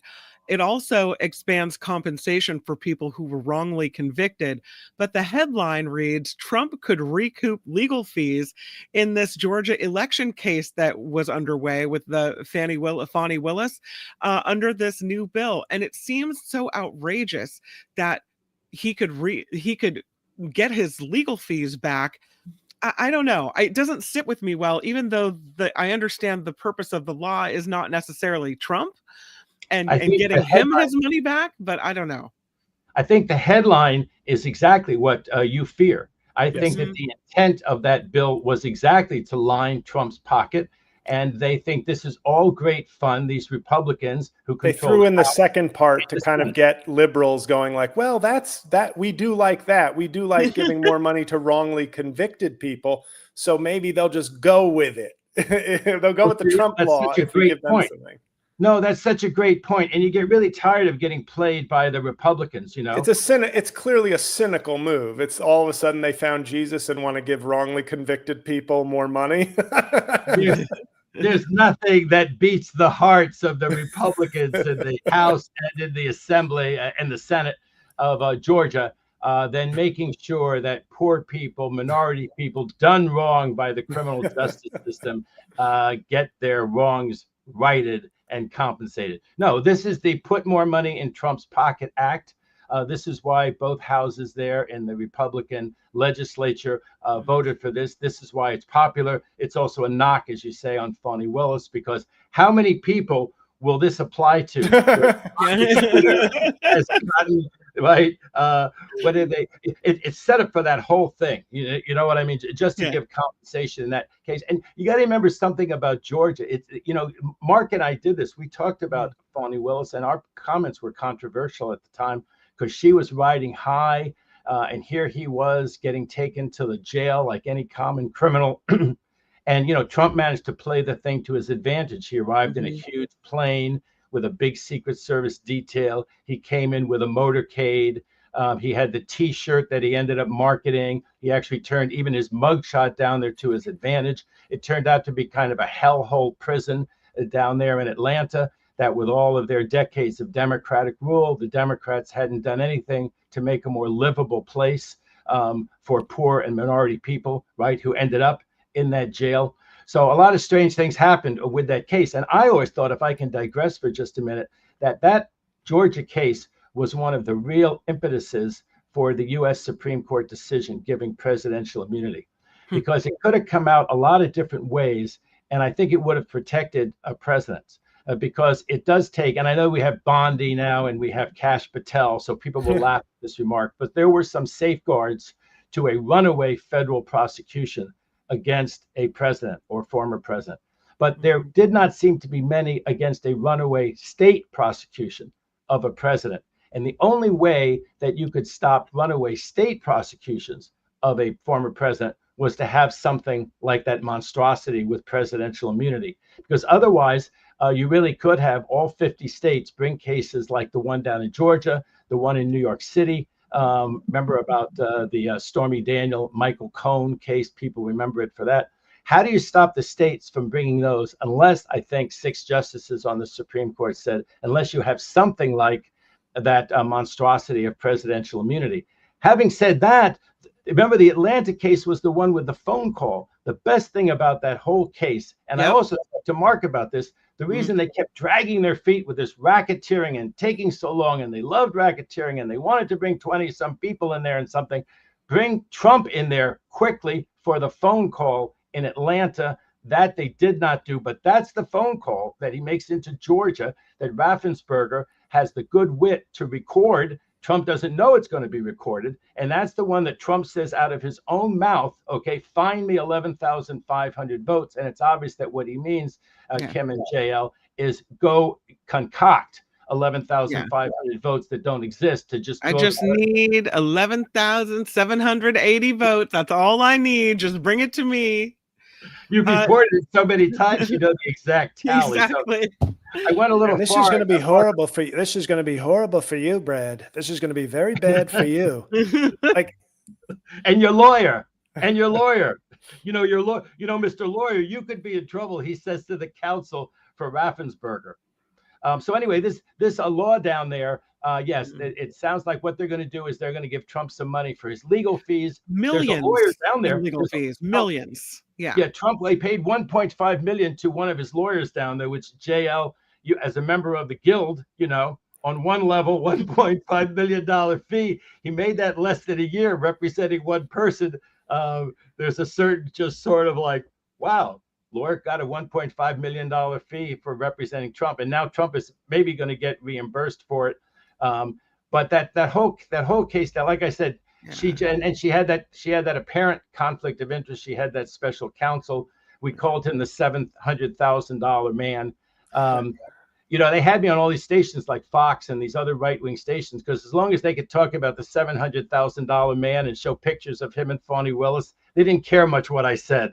They liked that graphic and that story so much about him getting the $700,000, and he wasn't really the boyfriend, but he went over there at 1 o'clock in the morning to discuss the case with her at her house, right? Yeah. Well, it turns out you're right, because that legislation was sponsored by State Senator Brandon Beach, who is a Republican Trump ally, recently appointed by the president to serve as the next U.S. Treasurer. So there You're kidding. He's gone on to better things in the Trump administration. You're pulling my leg. Kim, you're pulling my leg. You know how they do. Wow.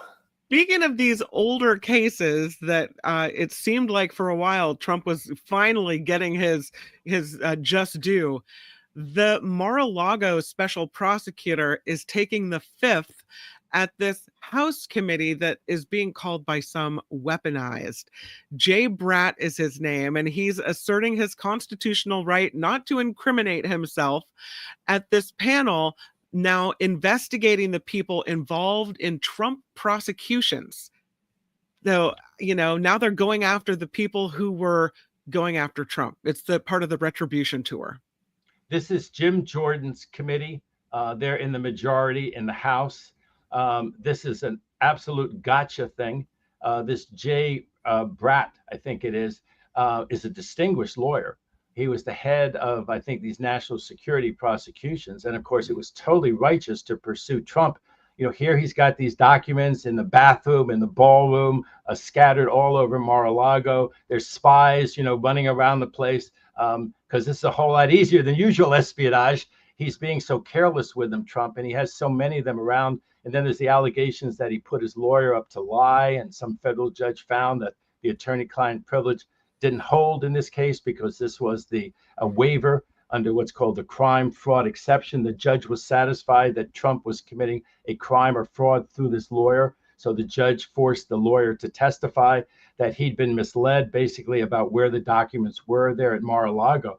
And then they said to him, look, just give the documents back. And they had this document that someone else signed, and then she was in trouble because they said the documents weren't there. They'd done a search. Then it turned out when the FBI went in there, lo and behold, all the documents that weren't supposed to be there were there. They'd been moved from one room to another. Why don't we have a big pool problem and have them all drown? Why don't we drown all the documents? It looked like Trump had told somebody. And this Bratt ended up investigating all this. But with all of that, that's not what Jim Jordan and the House committee were going to bring out. They were going to try to find something that they could use to incriminate this Jay Bratt, distinguished lawyer or not. So I think he took very good advice to assert his rights under the Fifth Amendment. And, as a criminal defense attorney now, I'm always surprised that people don't assert their rights under the Fifth Amendment. There's still this idea that, well, it makes you look bad.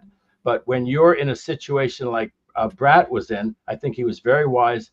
And I think that, they've already announced, Trump announced during his campaign over and over again, this Bondi, who's now the attorney general and has the power to make these decisions, said, we're going to go after the prosecutors, the bad ones. We're going to investigate the investigators.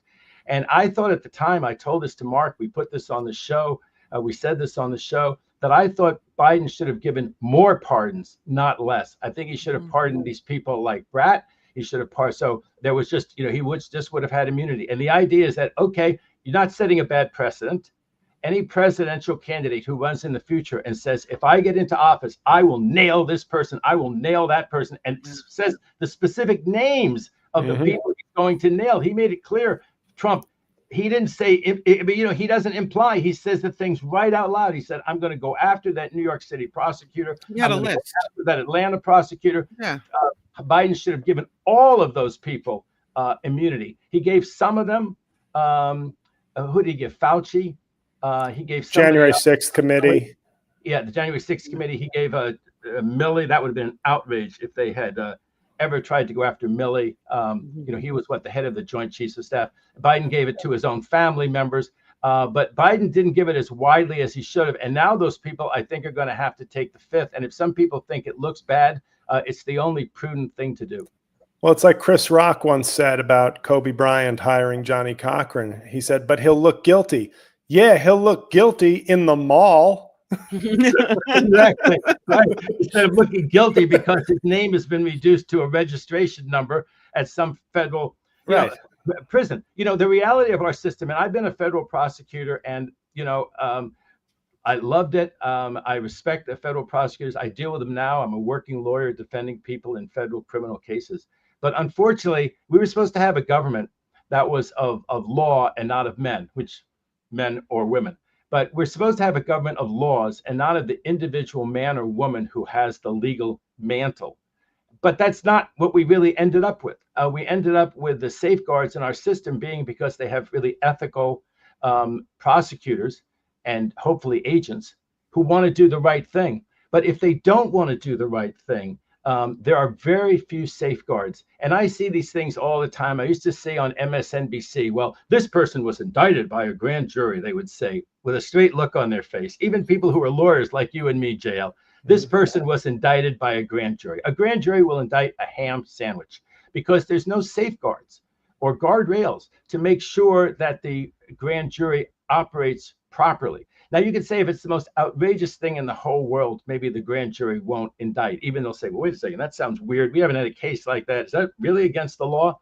But, there's a presentation by the prosecution where they have all of the, they have the floor, and no one else can, you can't have a criminal defense attorney in there. You can testify yourself in front of the grand jury if you're the target, a huge mistake, because you can't be there with your lawyer. The best you could do is run out after each question. I don't know if Woody Allen did this in one of his movies, but it's worth that kind of comic treatment where you get the question, you have the question in your mind, you run outside and you ask your lawyer and you run back in, you run outside, you run back in, you run outside. And what is the grand jury going to think of your state of innocence or guilt after that's the entire colloquy? So I've had that. I've had that where I'm waiting outside the grand jury room and I say to my client, look, this was your idea. This is your decision. It's against my advice, but come out and ask me any question that stumps you. And the next thing you know, you sit there for 20 minutes. Guy comes out and says, hard question. He said, no, they're done with me. Wow. It's just a system. It's a system that's all the government's way. But I have a general question that isn't as much. It's about the law, but what and this is of course from that great wealth of knowledge Facebook. But I saw on some page that was like a pro-Trump page, and it's not surprising, but I think it speaks to where we might be as a civics ignorant country now.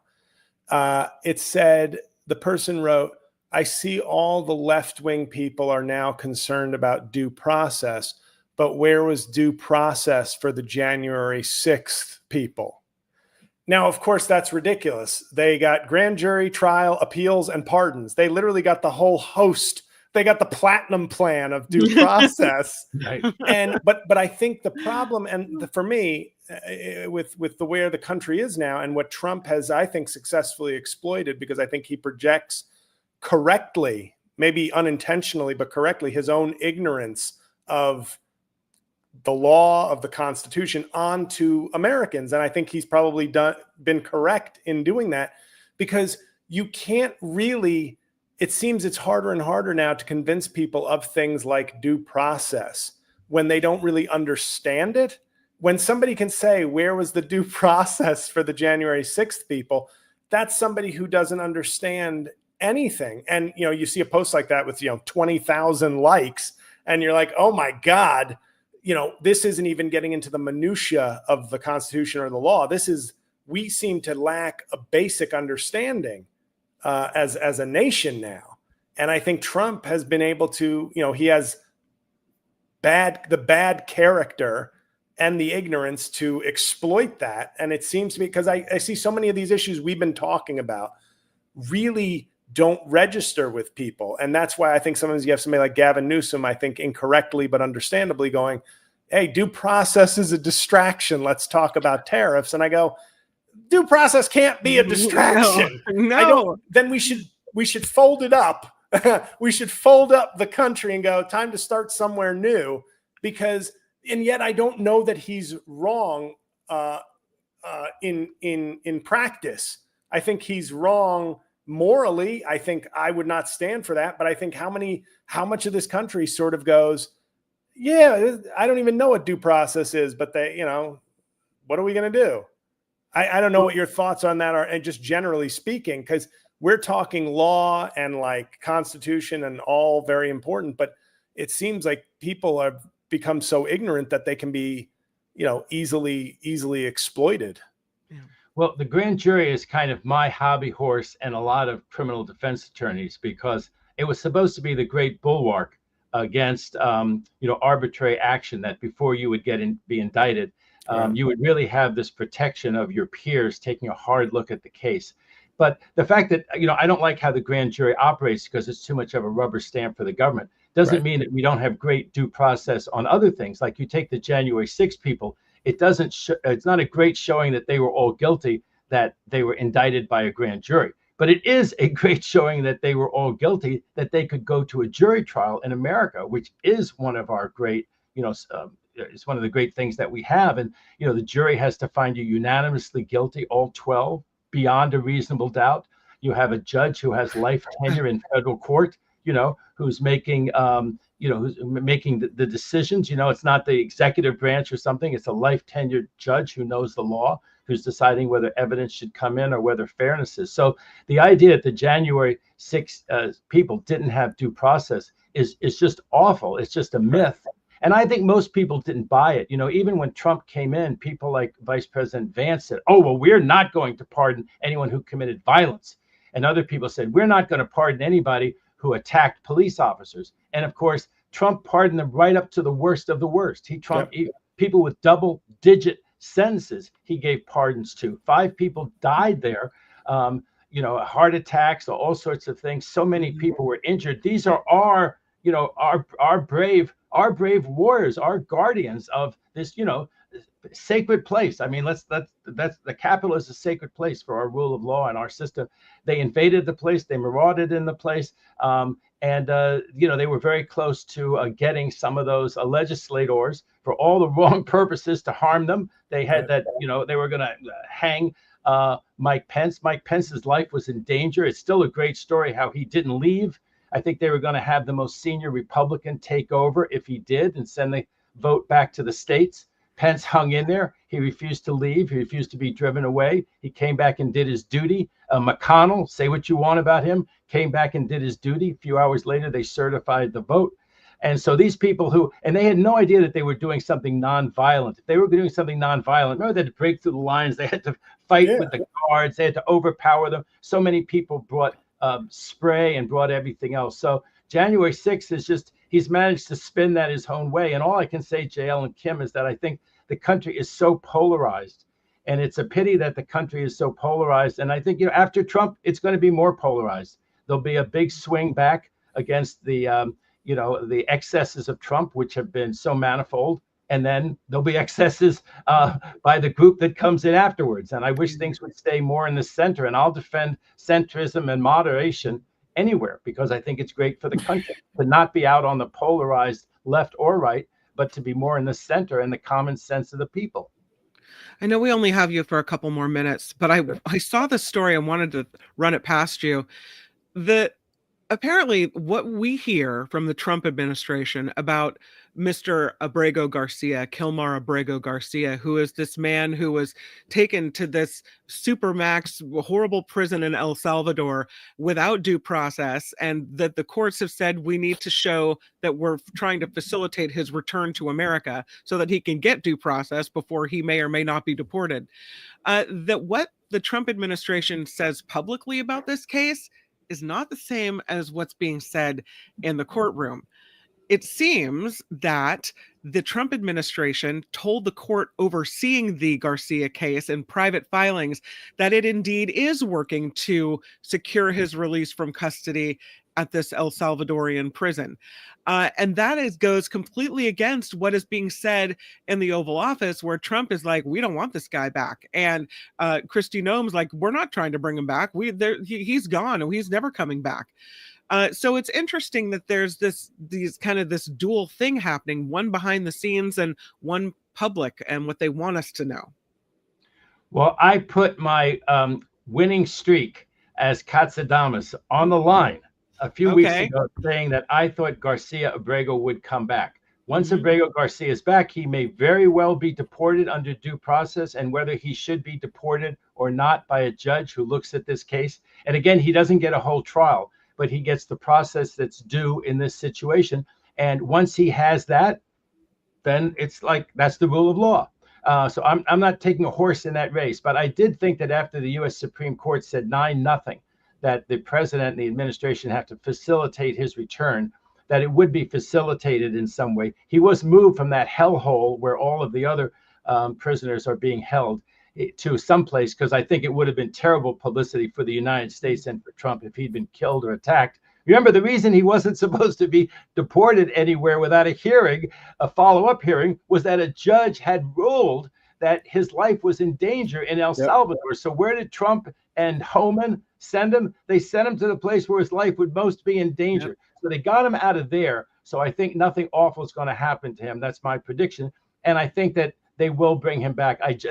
People say Trump loves this fight. The only reason Trump loves this fight is because he can call him a wife beater. The only reason that he loves the fight with the Wisconsin judge is because he likes that image of her helping him and his lawyer get out the back door of the courthouse.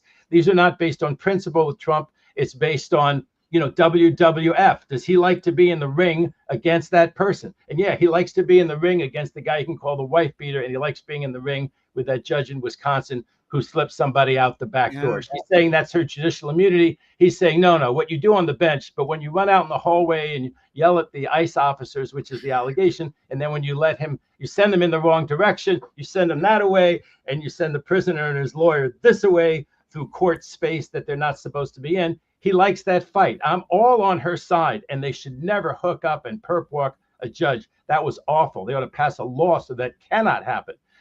But he likes the fight. He likes the wrestling match aspect of her as his adversary and of Garcia Abrego as his adversary. And it does look like he had a domestic violence case. He also had a judge order that he not be sent, and they violated that judge's order. And that's the rule of law piece that has to be remedied. I do like the idea of Trump just being like, it tells you a lot about his base that they have to outwardly say, we're not listening to the Supreme Court while trying to secretly listen to the Supreme Court.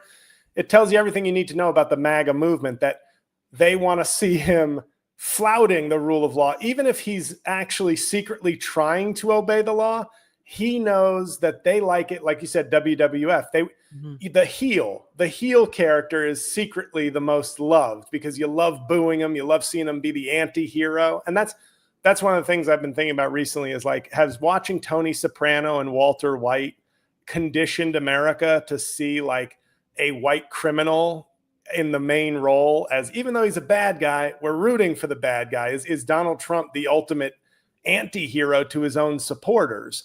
But it's very telling to me that it's like, I could understand if it was the reverse. If he was the normal thing for a politician to do is lie and say, we're obeying the law, and secretly not obey the law.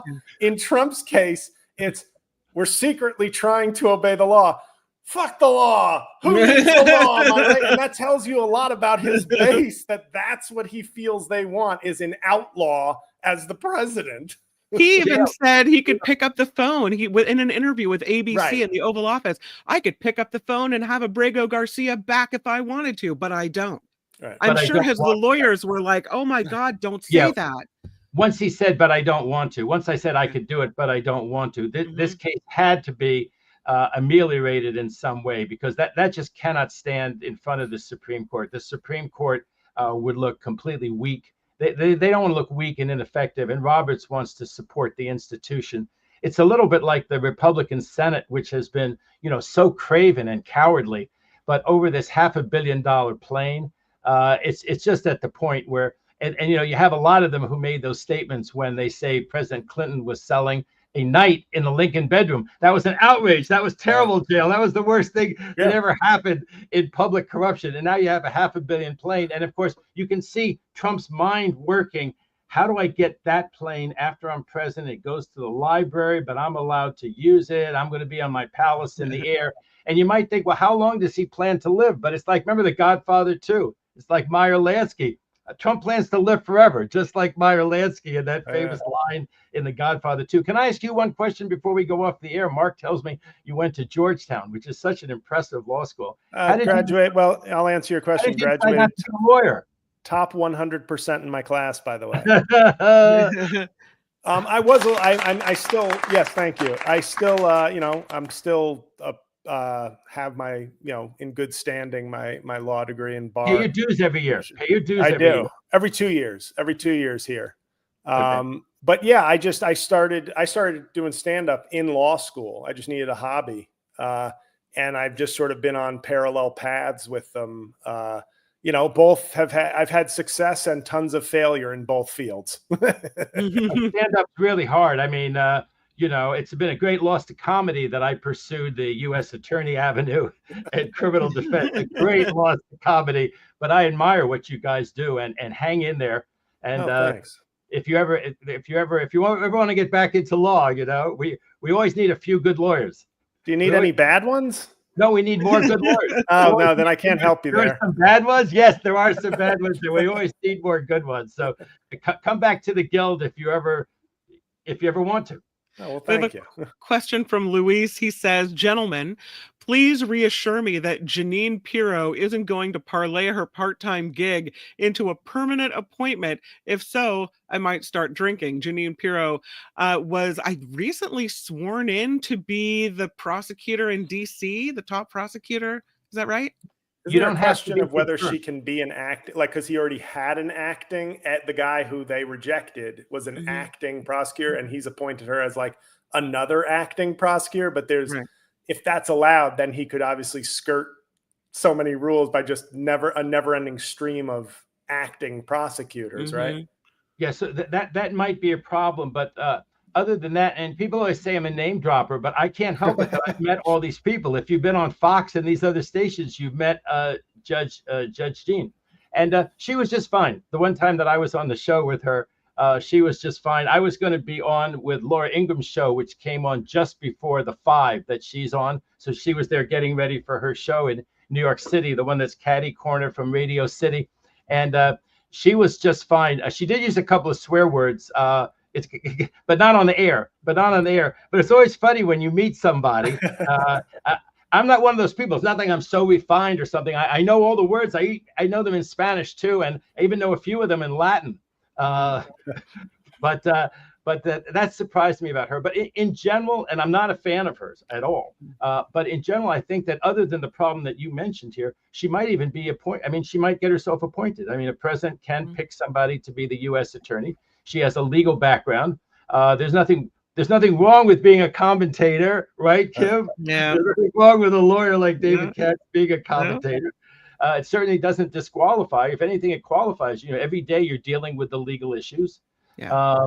And the guy before this, Ed Martin, thank goodness, Senator Adam Schiff really went after that nomination and led the charge of him not being. And you look at the statements that he made about getting people and stuff like that. I don't think that the judge has that kind of a record. So, and I don't have any cases pending. So I'm not saying this to curry favor with her in case she gets the job. I have no cases pending in the District of Columbia. But she might get in the normal way. What do you think, JL? Do you think that he's going to put her up for appointment as the permanent? I mean, yes, I do, because he likes people that he sees on TV and he knows her personally. So he'll feel very comfortable with her.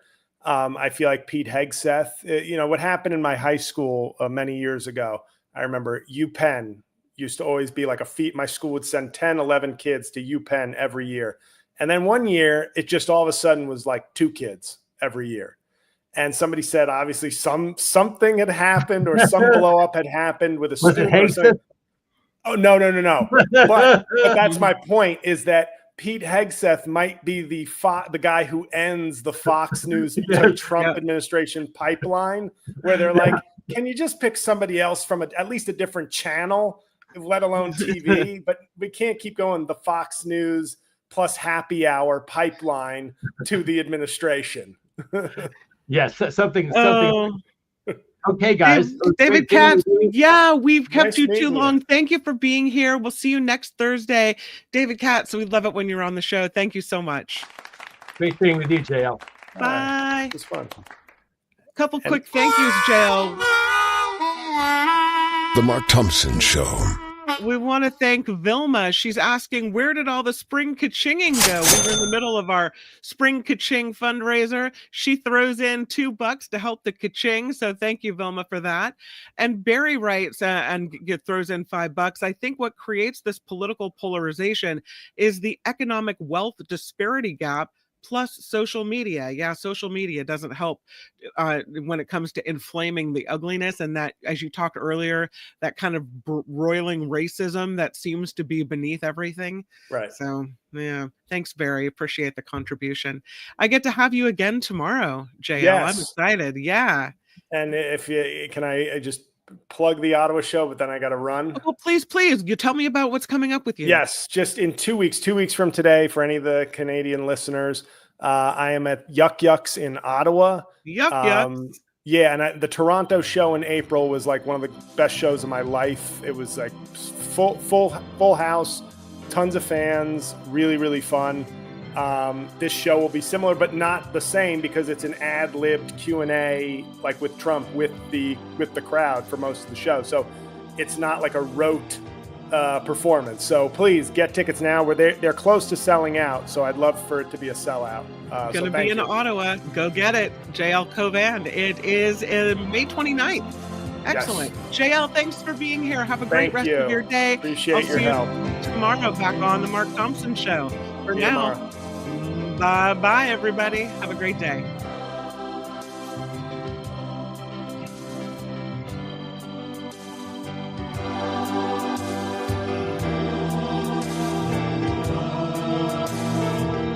I'm Shadow Stevens for the Mark Thompson Show. Bye-bye.